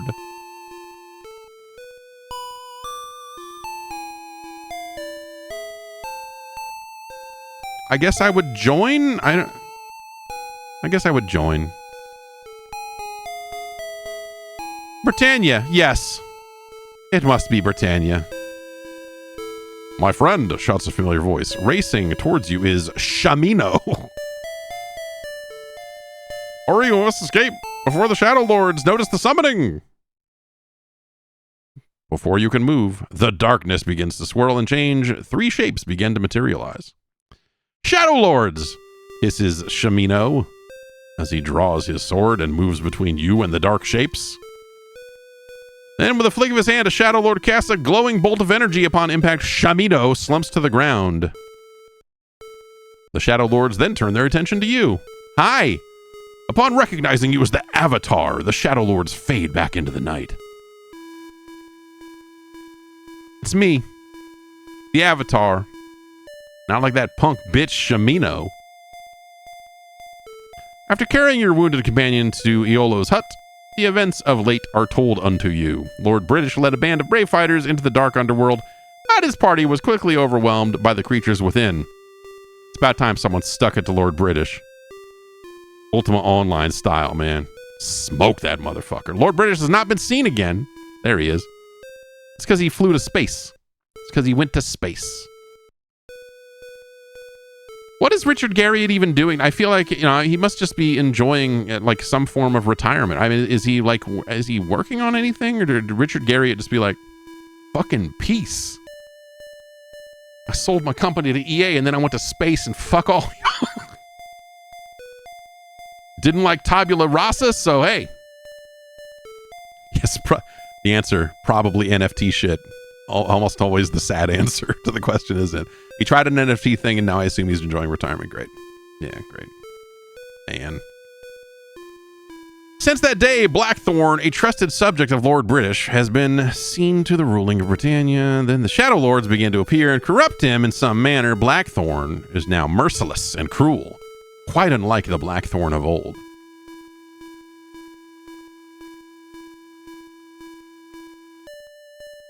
Since the appearance of the Shadow Lords.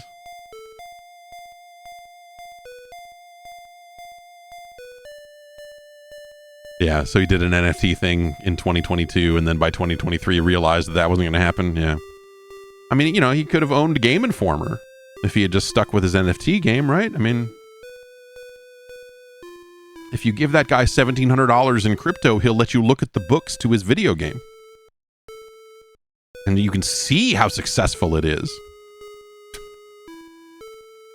Always a good sign. Since the appearance of the Shadow Lords, the reign of Blackthorn has been one of oppression and tyranny. Yeah, okay, they twisted the virtues. Rule of Britannia must be restored to Lord British if he still lives. Oh, I don't like this at all. Here we are, February 1969. Oh, they have sucked all of the charm out of this. I mean, it's still got the Pony Canyon and FCI logos on it, but this is sad.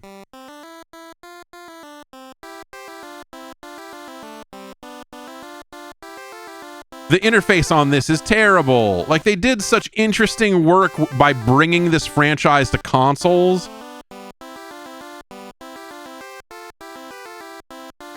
And all of that is squandered here. The performance is miserable. Just walking around this is terrible.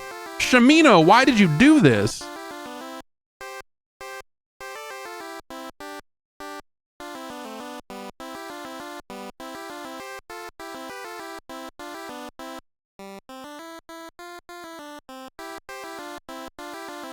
Dude, what a bunch of bullshit.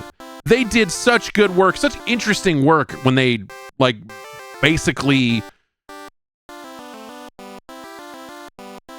Avatar, barely wounded. Okay, don't walk into the weird glowing patches, I suppose. The other Ultima games on this platform are really fascinating and like, cool.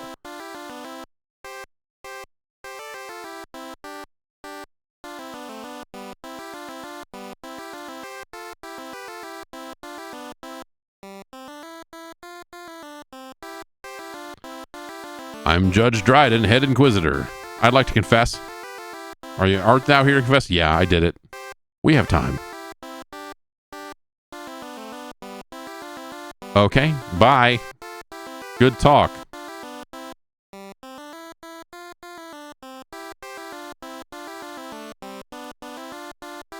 Yeah, man, they kind of halfway turned Ultima into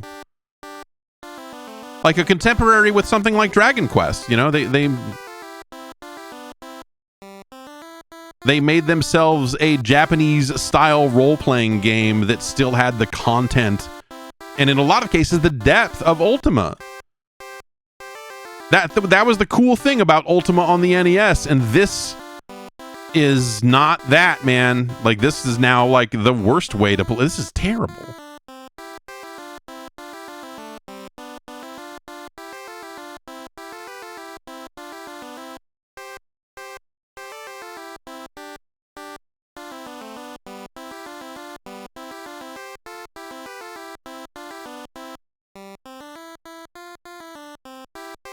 And that, yeah, I don't know. Like, that's kind of, that Ultima did this, that weird kind of fakey isometric look. Like, this was like 6 did this, right? I don't have a huge amount of knowledge to draw on for Ultima.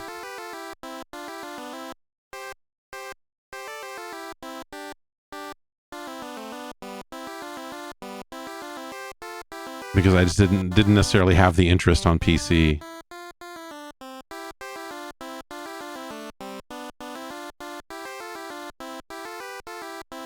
Har, matey, I be David. Job. Used to sail with Jotham. I was his navigator. Job. Sail. Them was bold times indeed, old Scally and Bidney and Sven. That's me sextant there on the mantelpiece. Let's ask him about his sextant. I'm rather fond of it, but perhaps ye needs it more. Here ye go, matey. Bye. Yeah, we're rocking with this sextant now. Right? I mean, do I have it? Is there a... Hell yeah. We got some sulfurous ash. We got some spider silk, a tent.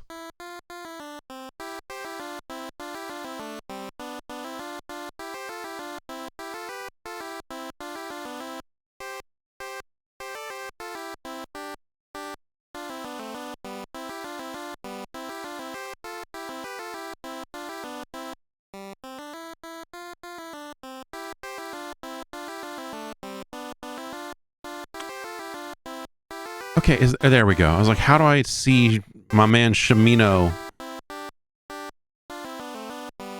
and YOLO?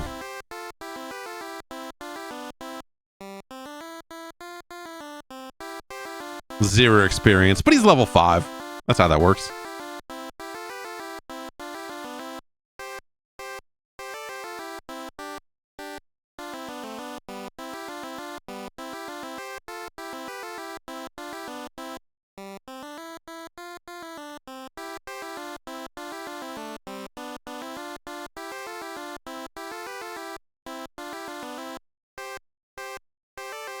Thanks for the sextant, sucker!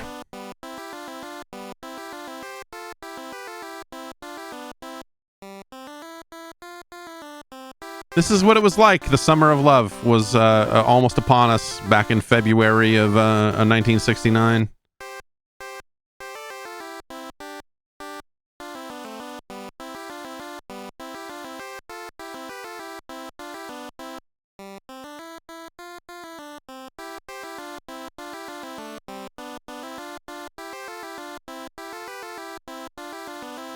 We got diagonal movement.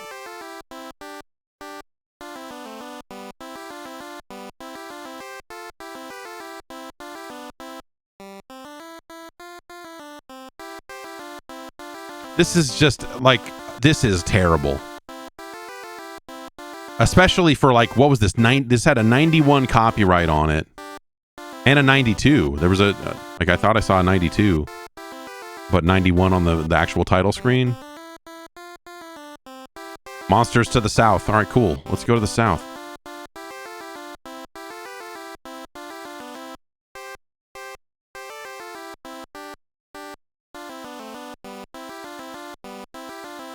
Apparently not the direct south. 93 release date? Christ.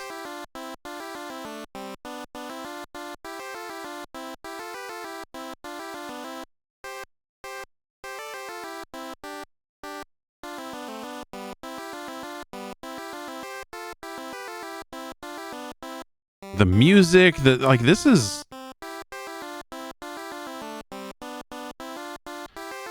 Welcome to Healer's Herbs. I feel like that doesn't really work. It's either Healer's Herbs or Ealer's Herbs. Like, you can't... Y'all got any of that sulfurous ash? You know, some of that sulfurous ash? I'm looking for a Tim scroll. And Tim scroll.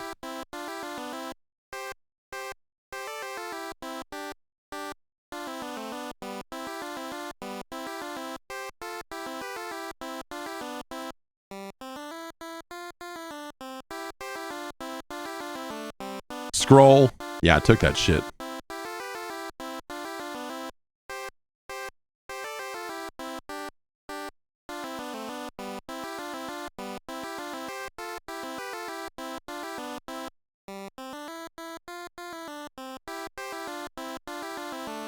It's a sign. Okay, can I read it? Or is it just...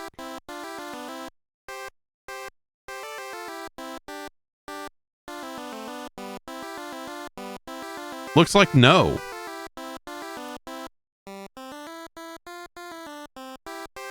You have this kind of like vague interaction cursor that you can use to start the conversations with people.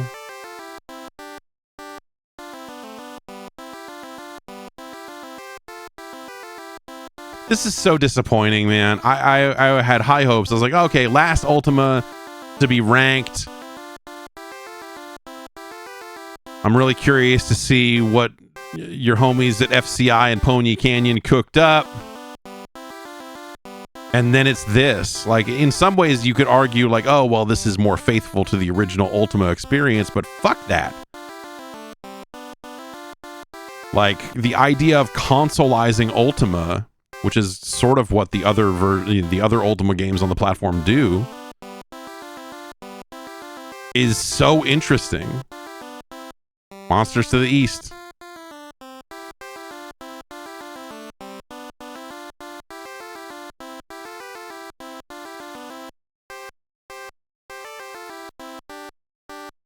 Sign.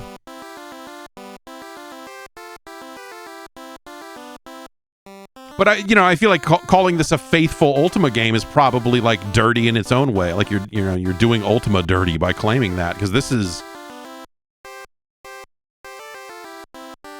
just some weird bastardization of Ultima now. I am Pendra. I'm looking to hit the Pendra, if you know what I mean. Either definition, like Benjamin Franklin. Is Benjamin Franklin gonna come to the party?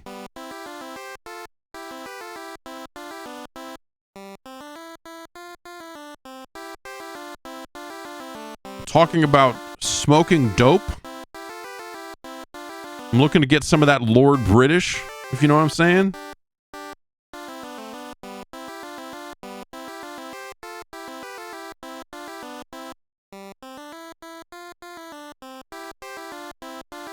The movement is so miserable.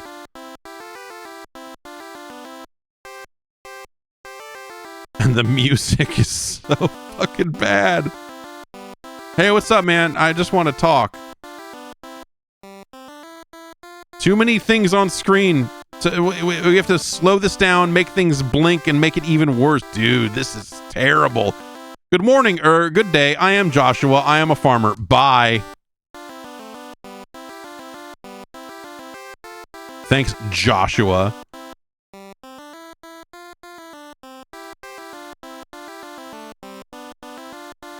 Fucking nerd. Good day! I have heard of thee! Name.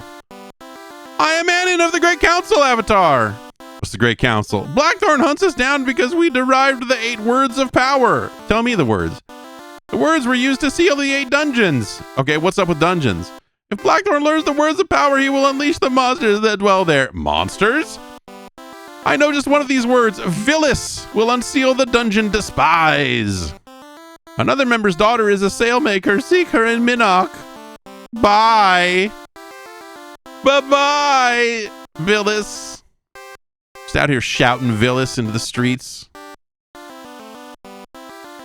Can I use your bed? Is that a thing I can do? Dude, this game is under-fucking-whelming. And I would have loved to have seen some monsters by now. It keeps talking about monsters to a direction. I always go in that direction, but we have not seen anything yet. I feel like if we had a map of the world or something, perhaps we would,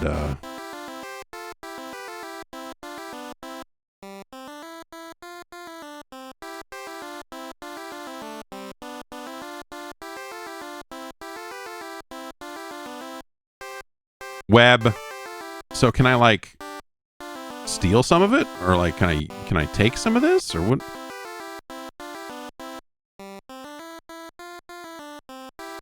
Tried to use sword on web, but nothing doing. Don't show me all these webs and then not put a fucking spider for me to get killed by out here. Monsters to the north. Great. Break north. Oh, this mountain is in the way. What an ugly video game. Avatar barely wounded. Monsters to the east.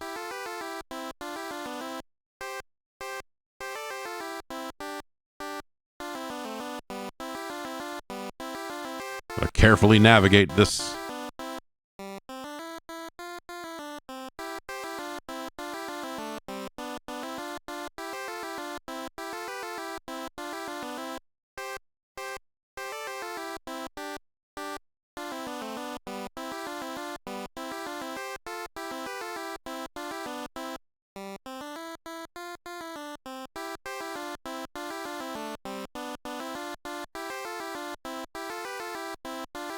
What do you make of that? Is that a bird or a rock?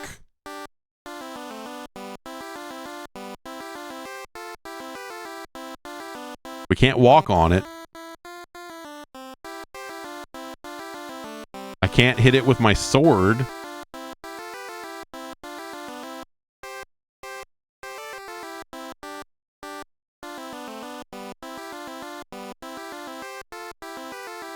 Okay, there's a bunch of stuff here. Hey, it's a monster.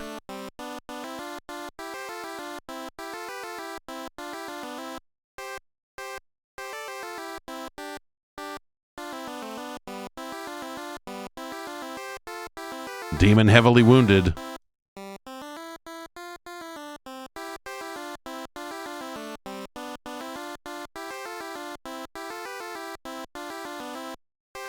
This is terrible. You see before you the shrine of compassion. Bye! Yeah, what a great battle system. What a really engaging system.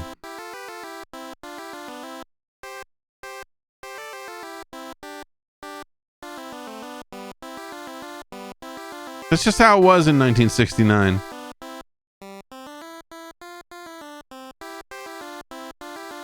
Avatar Critical.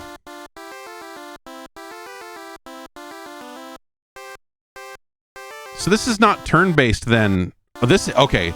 So I keep getting jumped here by these bats. And I cannot hit the button to activate my cursor because I keep getting jumped by the bats.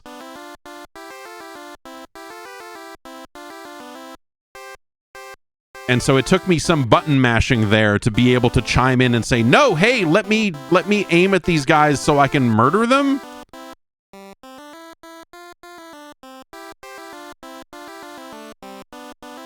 This is fucking terrible. I hope that there is a sense of shame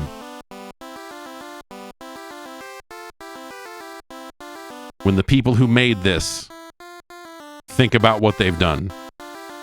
Because again, I think those other versions of Ultima that made their way to the NES are like, at the very least, very, very interesting.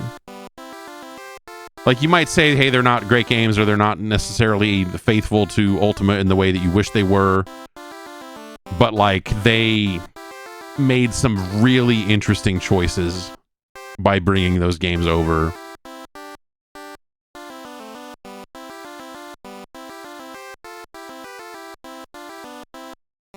And this just doesn't have any of that. Sign. I think Prince is in here.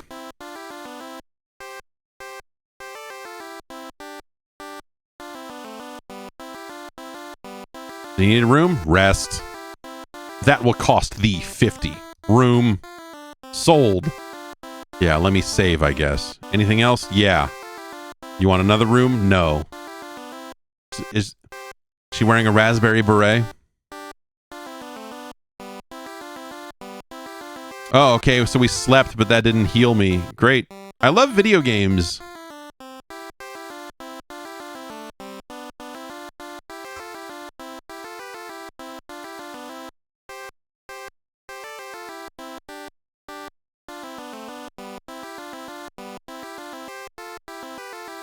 Okay.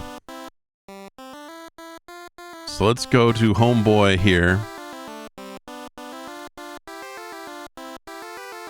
Food. Nope, that's not the button. He's got an opening.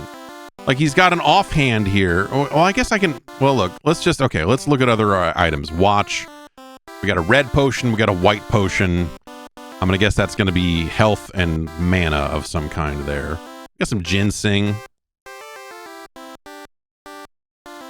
Okay, so if I take the red potion and I push A, it vanishes. What happened? What the fuck just happened? I thought it was going to go in my inventory and replace the sword because that's what everything else does when I hit A on it. Did I use the potion? Do I have more health now? Let's back out of this menu and see. Okay, yes. We have used the potion. It kept saying I was critical, but like my health meter looked to be about half full. Oh, there's more. This game is ugly, it sounds bad, it controls horribly, and does a bad job of just, like, putting you in this world.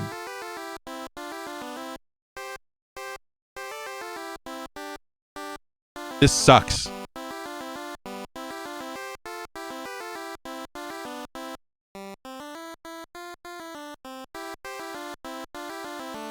It's a friggin' ghost.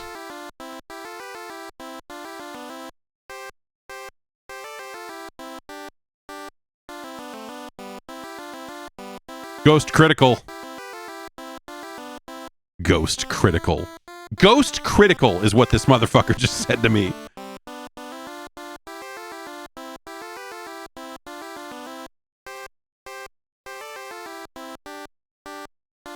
I hate everything about this. This is like this is an embarrassment.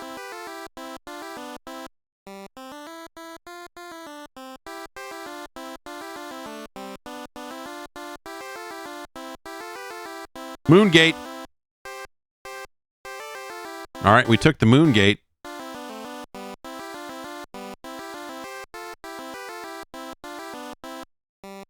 This seems bad for us.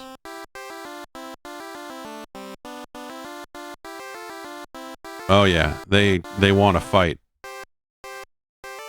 I gotta pick sword first. Gazer critical. Gotta kill all these gazers.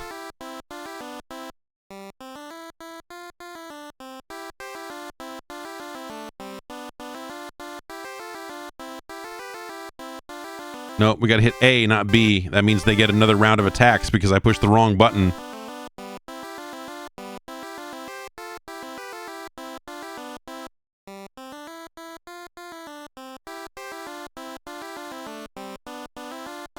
Oh, that was my own guy. I was trying to jump there.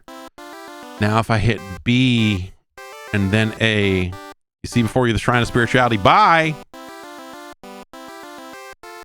Thanks, Shrine, for letting us fight near your shrine and not being like mad about that or whatever.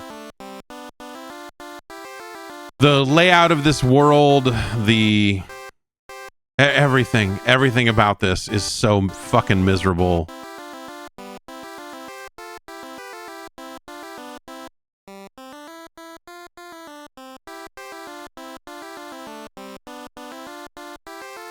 Let me hit A at least. Like, dude, this is...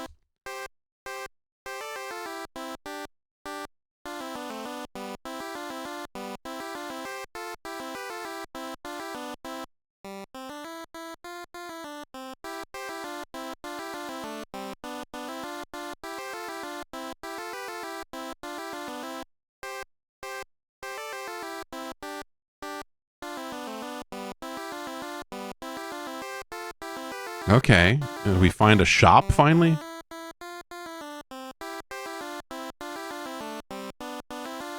But this game is like feels unlicensed. It's like the way the music is constantly playing. I be Bullwire, what be thy business? I'm looking for magic weapons. Give it up, buddy. Ambrose tried to find them. Look what happened. Ambrose, you say? He's still healing up from that adventure. They call him Mox now, thank you. What about you? This guy over here standing next to some kind of bong.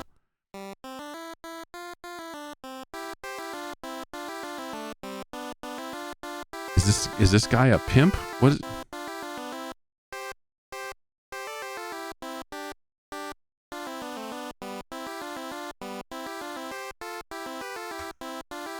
Welcome to Naughty No Man's. Need some weapons? Yeah. Yeah, I need some weapons.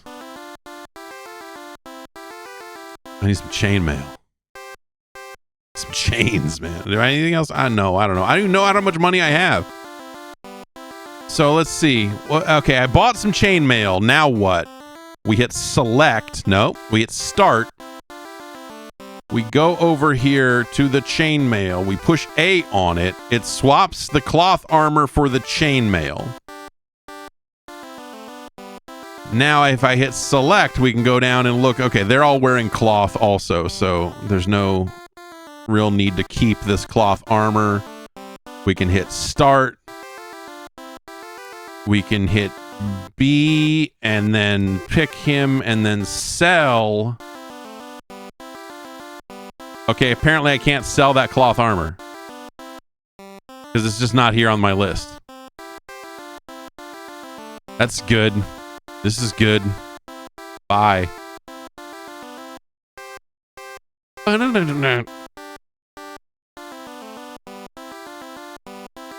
This guy had something else to say. I'm looking for arms. Yes, we sell such things. I'm actually looking for potions. Or a place to recover my HP. But also I'm not, because I feel like I have seen enough of this.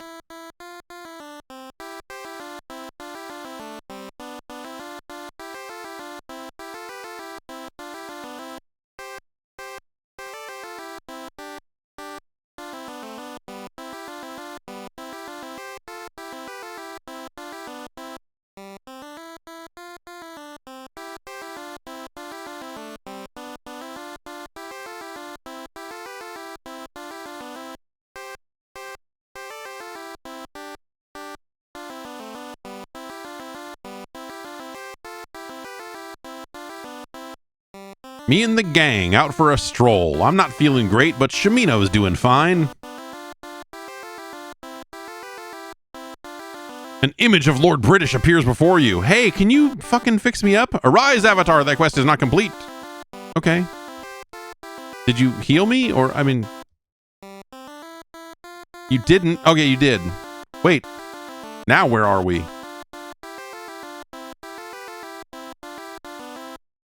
Welcome to Lord Canterbriggan's British castle. What? Chuckles the Jester, that's me. Yeah, did I die? How did I die? What I'm minding the castle. Dost thou know what Canterbriggan means? No. Then look it up. Fuck you. Fun. Art thou enjoying the game? No. Here, have a coin. Now art thou enjoying it?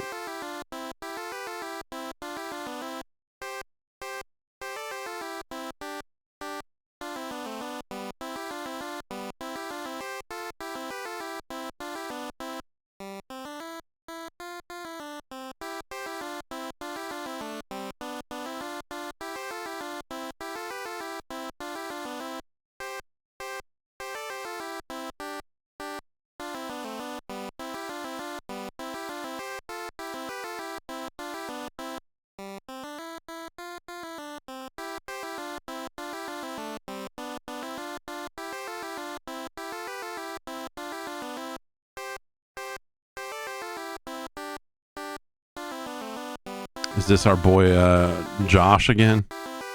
Nope, this is Terrence. I farm for a living. Hard work in dark times. Dost thou have enough to eat? No. Not everyone does. Dost thou know of the resistance? What's the resistance?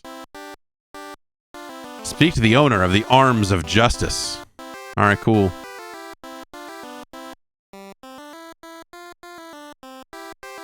You can kill anyone in the Apple II version. I imagine that I can just, because I just go to my menu and I pick sword. I bet we can just smoke this motherfucker. Oh, maybe not. I thought for sure that we would be able to just jack fools, but guess it's just not that kind of game.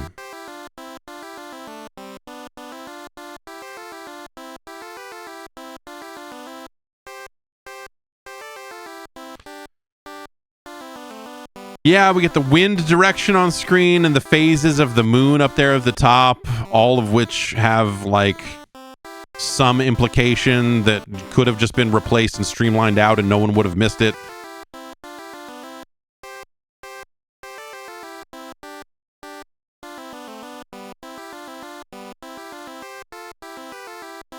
This is piss poor.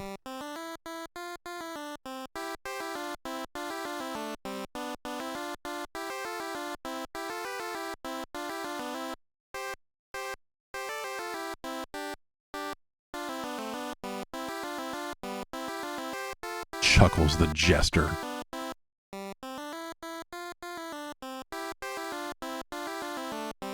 You in here barding it up? You look like you're playing a guitar of some kind. Let's find out. Good day. I am Kenneth. Job. I am court composer. I travel Britannia teaching my craft. Teach. Dost thou wish to learn the harpsichord? Fucking yes. Open the book of lore to the music section and study the score for the piece Stones.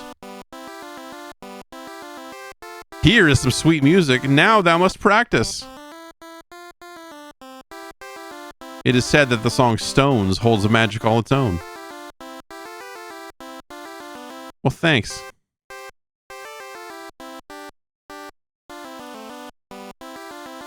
I'm Glinky. What do you think about adventure? I seek a shrine, but I fear it's destroyed. Destroyed. The shrine of spirituality still exists. Why can't I find it? Shrine. There must be a magical way to reach it. Perhaps the moon gates. We were just there, dude. Glinky, we were just at that shrine. I could not tell you how to get there from here. On account of some things went down. But buddy, keep looking. It's definitely there. Somewhere.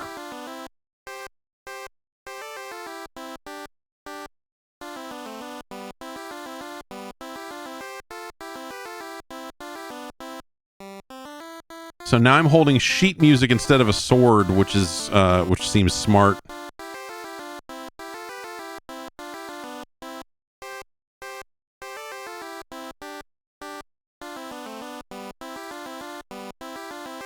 Well, I tried to use the sheet music on Shamino, and nothing happened. The way in which you like equip and use items in this game is also diabolical.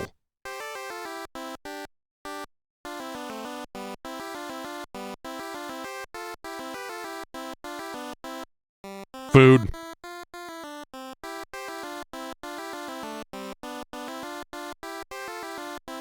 I am Bandai. I make all the anime games. Horse. Smith the talking horse. At the hut of Iolo the Bart. You mean this dude right here? Thou to Iolo's friend, the Avatar? Smith gave me a message for thee. Smith. He's in hiding, afraid for his life. Hungry, oppressed peasants have eaten nearly all the horses in Britannia. Anyway, he said the answer is infinity. Wonder what he meant.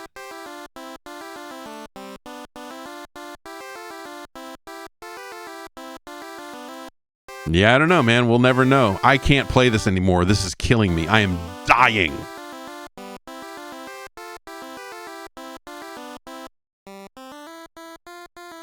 Do you think they sat down after this game was done? Like the people of Origin Systems, Lord British and his kind. Do you think they sat down and said, yeah, job well done. Finally, a real Ultima game. Like, I wonder if they have had any kind of like chip on their shoulder or any like felt any type of way about the console, the way the other games were consoleized. Because those were such like interesting and like good. If a little, you know, like some of it may be lost in translation or whatever, but I wonder if they saw this and said, yeah, this is more true to our vision of what Ultima is instead of that other bullshit.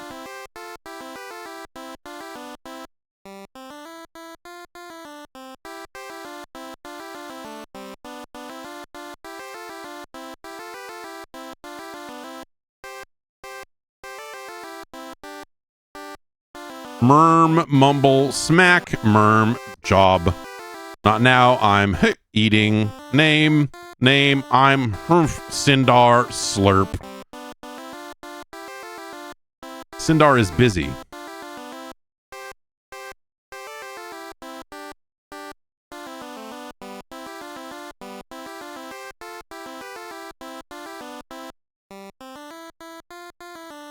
Like this music, like if you looked at this game and did not know it was an Ultima game, I feel like you could very easily look at this and say, this is some unlicensed fucked up video. Like you'd listen to the music and look at the fucking interface and stuff and go, what is this fucking horseshit? This is a really ambitious, fucked up, unlicensed game. Like this game's about Jesus. Like Color Dreams put this out. What the fuck am I looking at?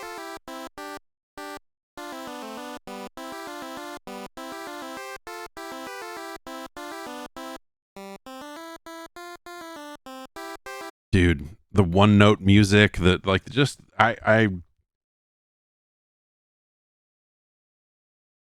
Origin. Some great computer games over the years. But they probably should have left Ultima's ports to the people that knew the platform a little better. Because Exodus is a really interesting, I mean, where did Exodus end up on our list? Like the game's ultimately have some issues, you know? Exodus down here at 514 and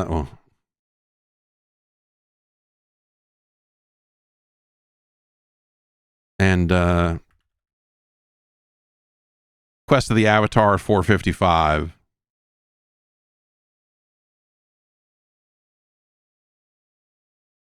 I'm not going to sit here and tell you that scientifically speaking that those are amazing video games, because they're a handful in their own right. and they are obscure in an unfortunate way that I think a lot of role-playing games of this era struggled with to a certain degree, but these games, you know, had kind of issues kind of on top of that. But they're good for what they're doing. And the idea that they were able to take something as relatively complex for the time, meaning these Ultima games, and convert them into something that like represented or resembled a native console experience, I think means a lot. And so to have two of those and then get to this point and suddenly like, no, we're going to take this in-house and have an authentic Ultima port. It's Ultima 5, but really it's also kind of got, you know, some of the Ultima 6 stuff or look or whatever, right? This is way worse. This is way worse than the previous Ultima games, just in terms of mechanics and functionality and what have you. They stripped all of the flavor out. Imagine being a person who only knew Ultima from the NES ports, which was literally the boat that I was in. I mean, I was aware that Ultima was a thing. And I was aware that the NES versions were maybe kind of weird compared to the originals. So maybe I'm not quite. But that literally was the first Ultima game I actually played. And imagine being a fan of that style of Ultima game, and then when they say, "Hey man, Ultima 5's coming out," and you're like, "Whoa!" And then getting it, bringing it home, and it's fucking this. The last game in the Ultimate NES trilogy is a total shitfest. Congratulations. It's a bummer. I don't know. Maybe it's not that big of a bummer. Like, ultimately, I don't think anyone really would care. Someone must have. This person we're inventing in our heads here, I'm sure there had to be at least one person that fit that description. This is significantly worse than Ultima Exodus, which is our lowest Ultima game on the list thus far. But I think it's actually like significantly worse. It's a shame because I'm sure there's a very large scale adventure hidden in here somewhere. But it's just not worth it. It is so not worth it to get there, man. This is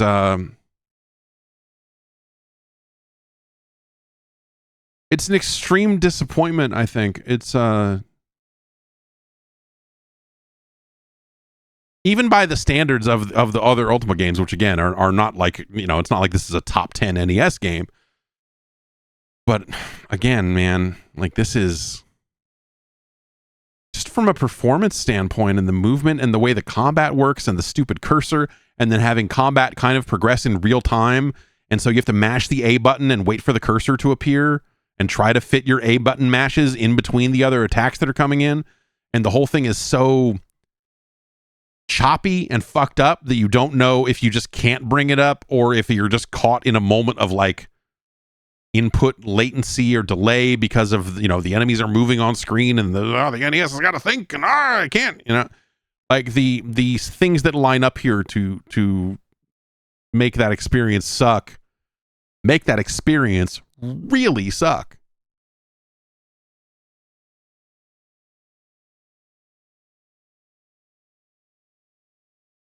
You'd be better off with a copy of The Untouchables.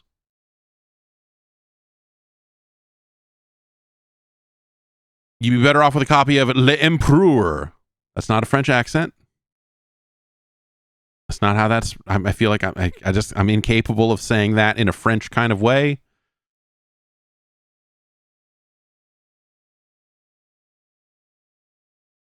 Just can't make it come out of my mouth the right way. You'd be better off with a copy of Digger T. Rock, The Legend of the Lost City.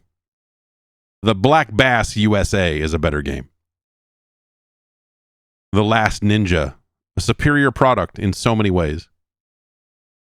The Last Ninja, another game that, you know, kind of suffers from its, you know, computer roots. And the NES version is just kind of a weird mess. But not necessarily in ways that make it dramatically worse than the original game. It's just kind of like, you know, this is a weird bad fit for this platform. I love The Last Ninja, but certainly not that version of the game. This is worse. You would be better off with a copy of Indiana Jones and the Last Crusade, the Ubisoft version. If you get my meaning, I don't know.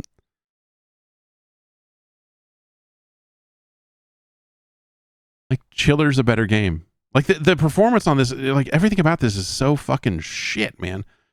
But it's probably right in here.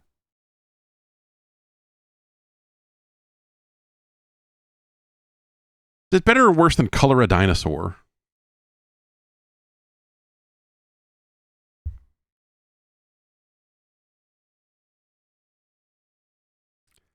It's worse. You'd be better off coloring a dinosaur. It's worse than Hills Far. It's worse than Peter Pan and the Pirates, The Revenge of Captain Hook. It's worse than Conan. Is it worse than Star Wars The Empire Strikes Back? Because Jesus. Yeah, it is, because it's worse than Cool World. It's worse than Circus Caper. It's worse than Wolverine. It's worse than Home Alone 2.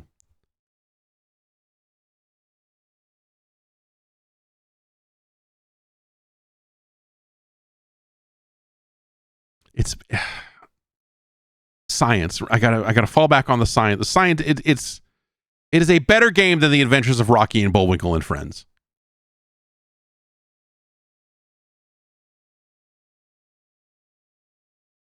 It is worse than Win, Lose, or Draw. It is better than F-15 City War.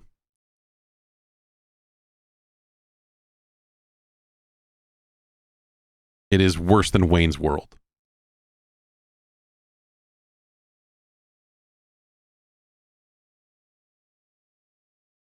It is worse than Ultimate Basketball.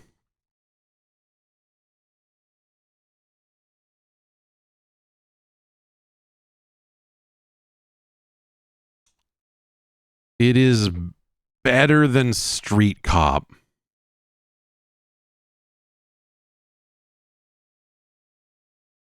It is worse than Captain Planet and the Planeteers. God, is it better or worse than Super? It's worse than Super Glove Ball. It's worse than Super Glove Ball.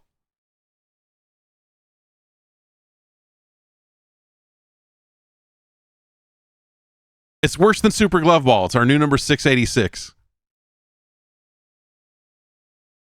It's our new 686. So I think the title here omits the number. It's just Ultima Warriors of Destiny. Yeah.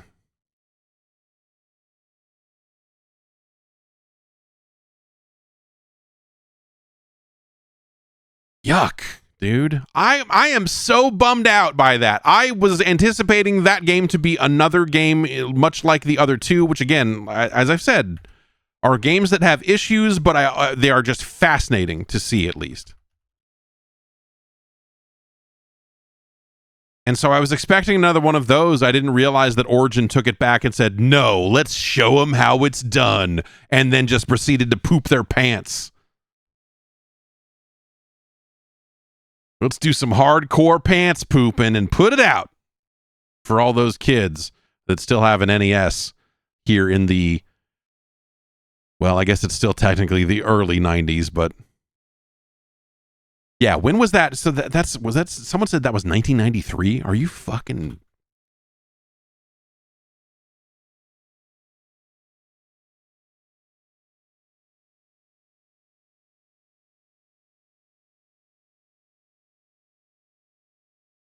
So yeah, March 88 for the original version of Ultima 5.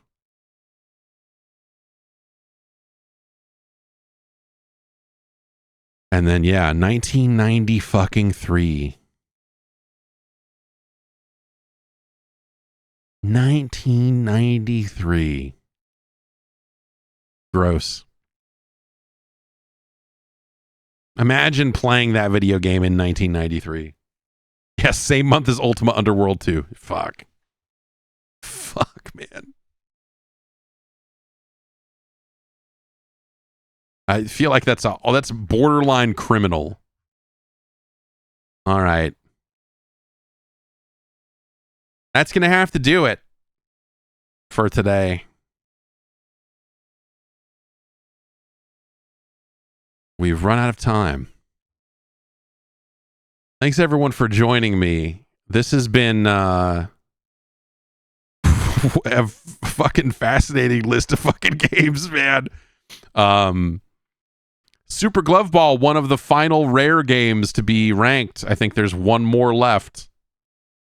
And so perhaps we'll get to that next. In fact, the two games we have left on our list, Jeopardy 25th Anniversary Edition, which I believe is the final rare release for us to rank. And I discovered a cartridge that was not on the list. And I think it is something that we are going to have to address because it was not on 8-bit Nintendo.science. And that is the Maxivision 15-in-1 cartridge, which was released. And 14 of the 15 games are games that we have already ranked, because it's got stuff like Death Race and Pyramid and Puzzle and a lot of stuff like that. But there is a single game on the cartridge that was not released in any other form. And so that was on the list for today, but we ran out of time. We don't need to spend a bunch of time with it because, again, we've ranked all of the other games. There are two versions of the cartridge that swaps out a couple of the games, but it doesn't... None of that, I don't think, will be super relevant to where the ranking lies. But I've been, for the past 3 or 4 days, I've been thinking about, like, oh my God, does that have to be ranked? And simply because there is a single game on there that was not released in any other form, I suppose we do have to look at the Maxivision 15-in-1. There is an infomercial for the 15-in-1, or I guess there's an infomercial for the Maxivision cartridge that was made back when it was a 30-in-1 that the Video Game History Foundation got a really clean copy of it and put it out. It has Hulk Hogan and the Honky Tonk Man and Paul Orndorff and Coco Beware in it as coaches for a video game competition, and they're just like cutting some of the worst promos about how the kids that are part of their team are better at video games than the other. It's really fucking crazy.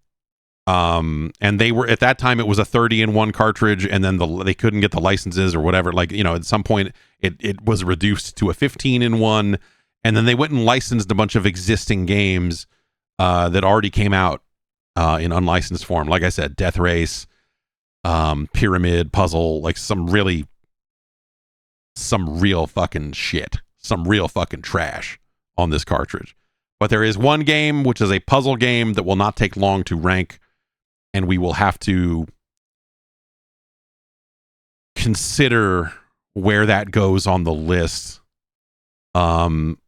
It's going to be a very weird thing to rank because, again, we've ranked, I believe, 14 of the 15 games. And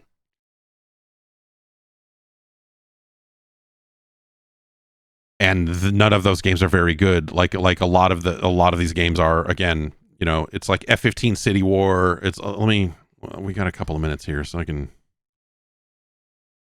tell you what's on it.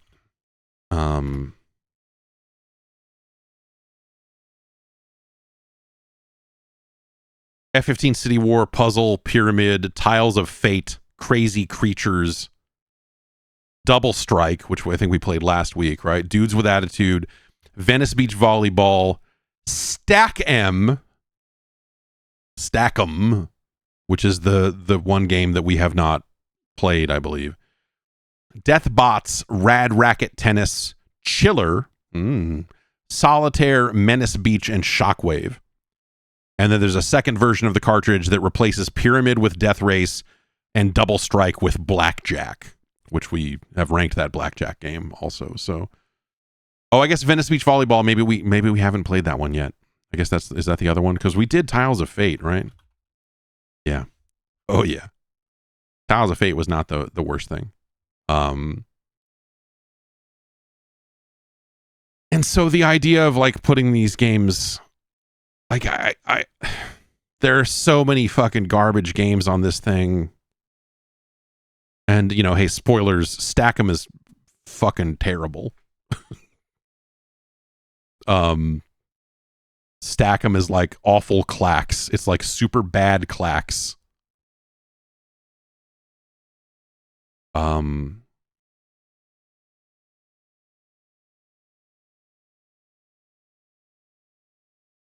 So we'll have to figure that out. And put that on the list. So that's probably something that'll happen next week. I don't think we have to play every single one of those games in great detail, but you know, we'll take a look at the cartridge and get it on the list somewhere, wherever it goes. Probably like somewhere in this range, if I had to guess. I mean, 15 games is a lot of games. It's not 52 games, but that's better, because it's like if you've got 15 great games, that's better than 52 not great games.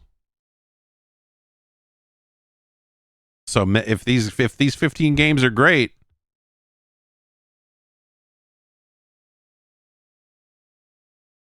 you know, great games like Puzzle, great games like Pyramid.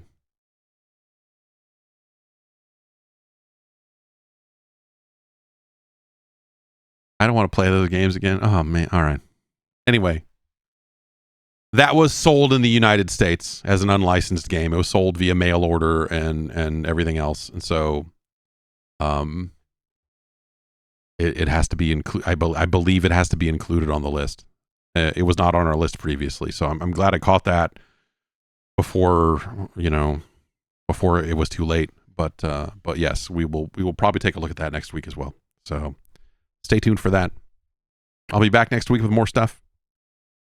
Have yourself a good weekend and everything, and I'll be back on Tuesday with the podcast with a guest, I believe. So I will see you soon.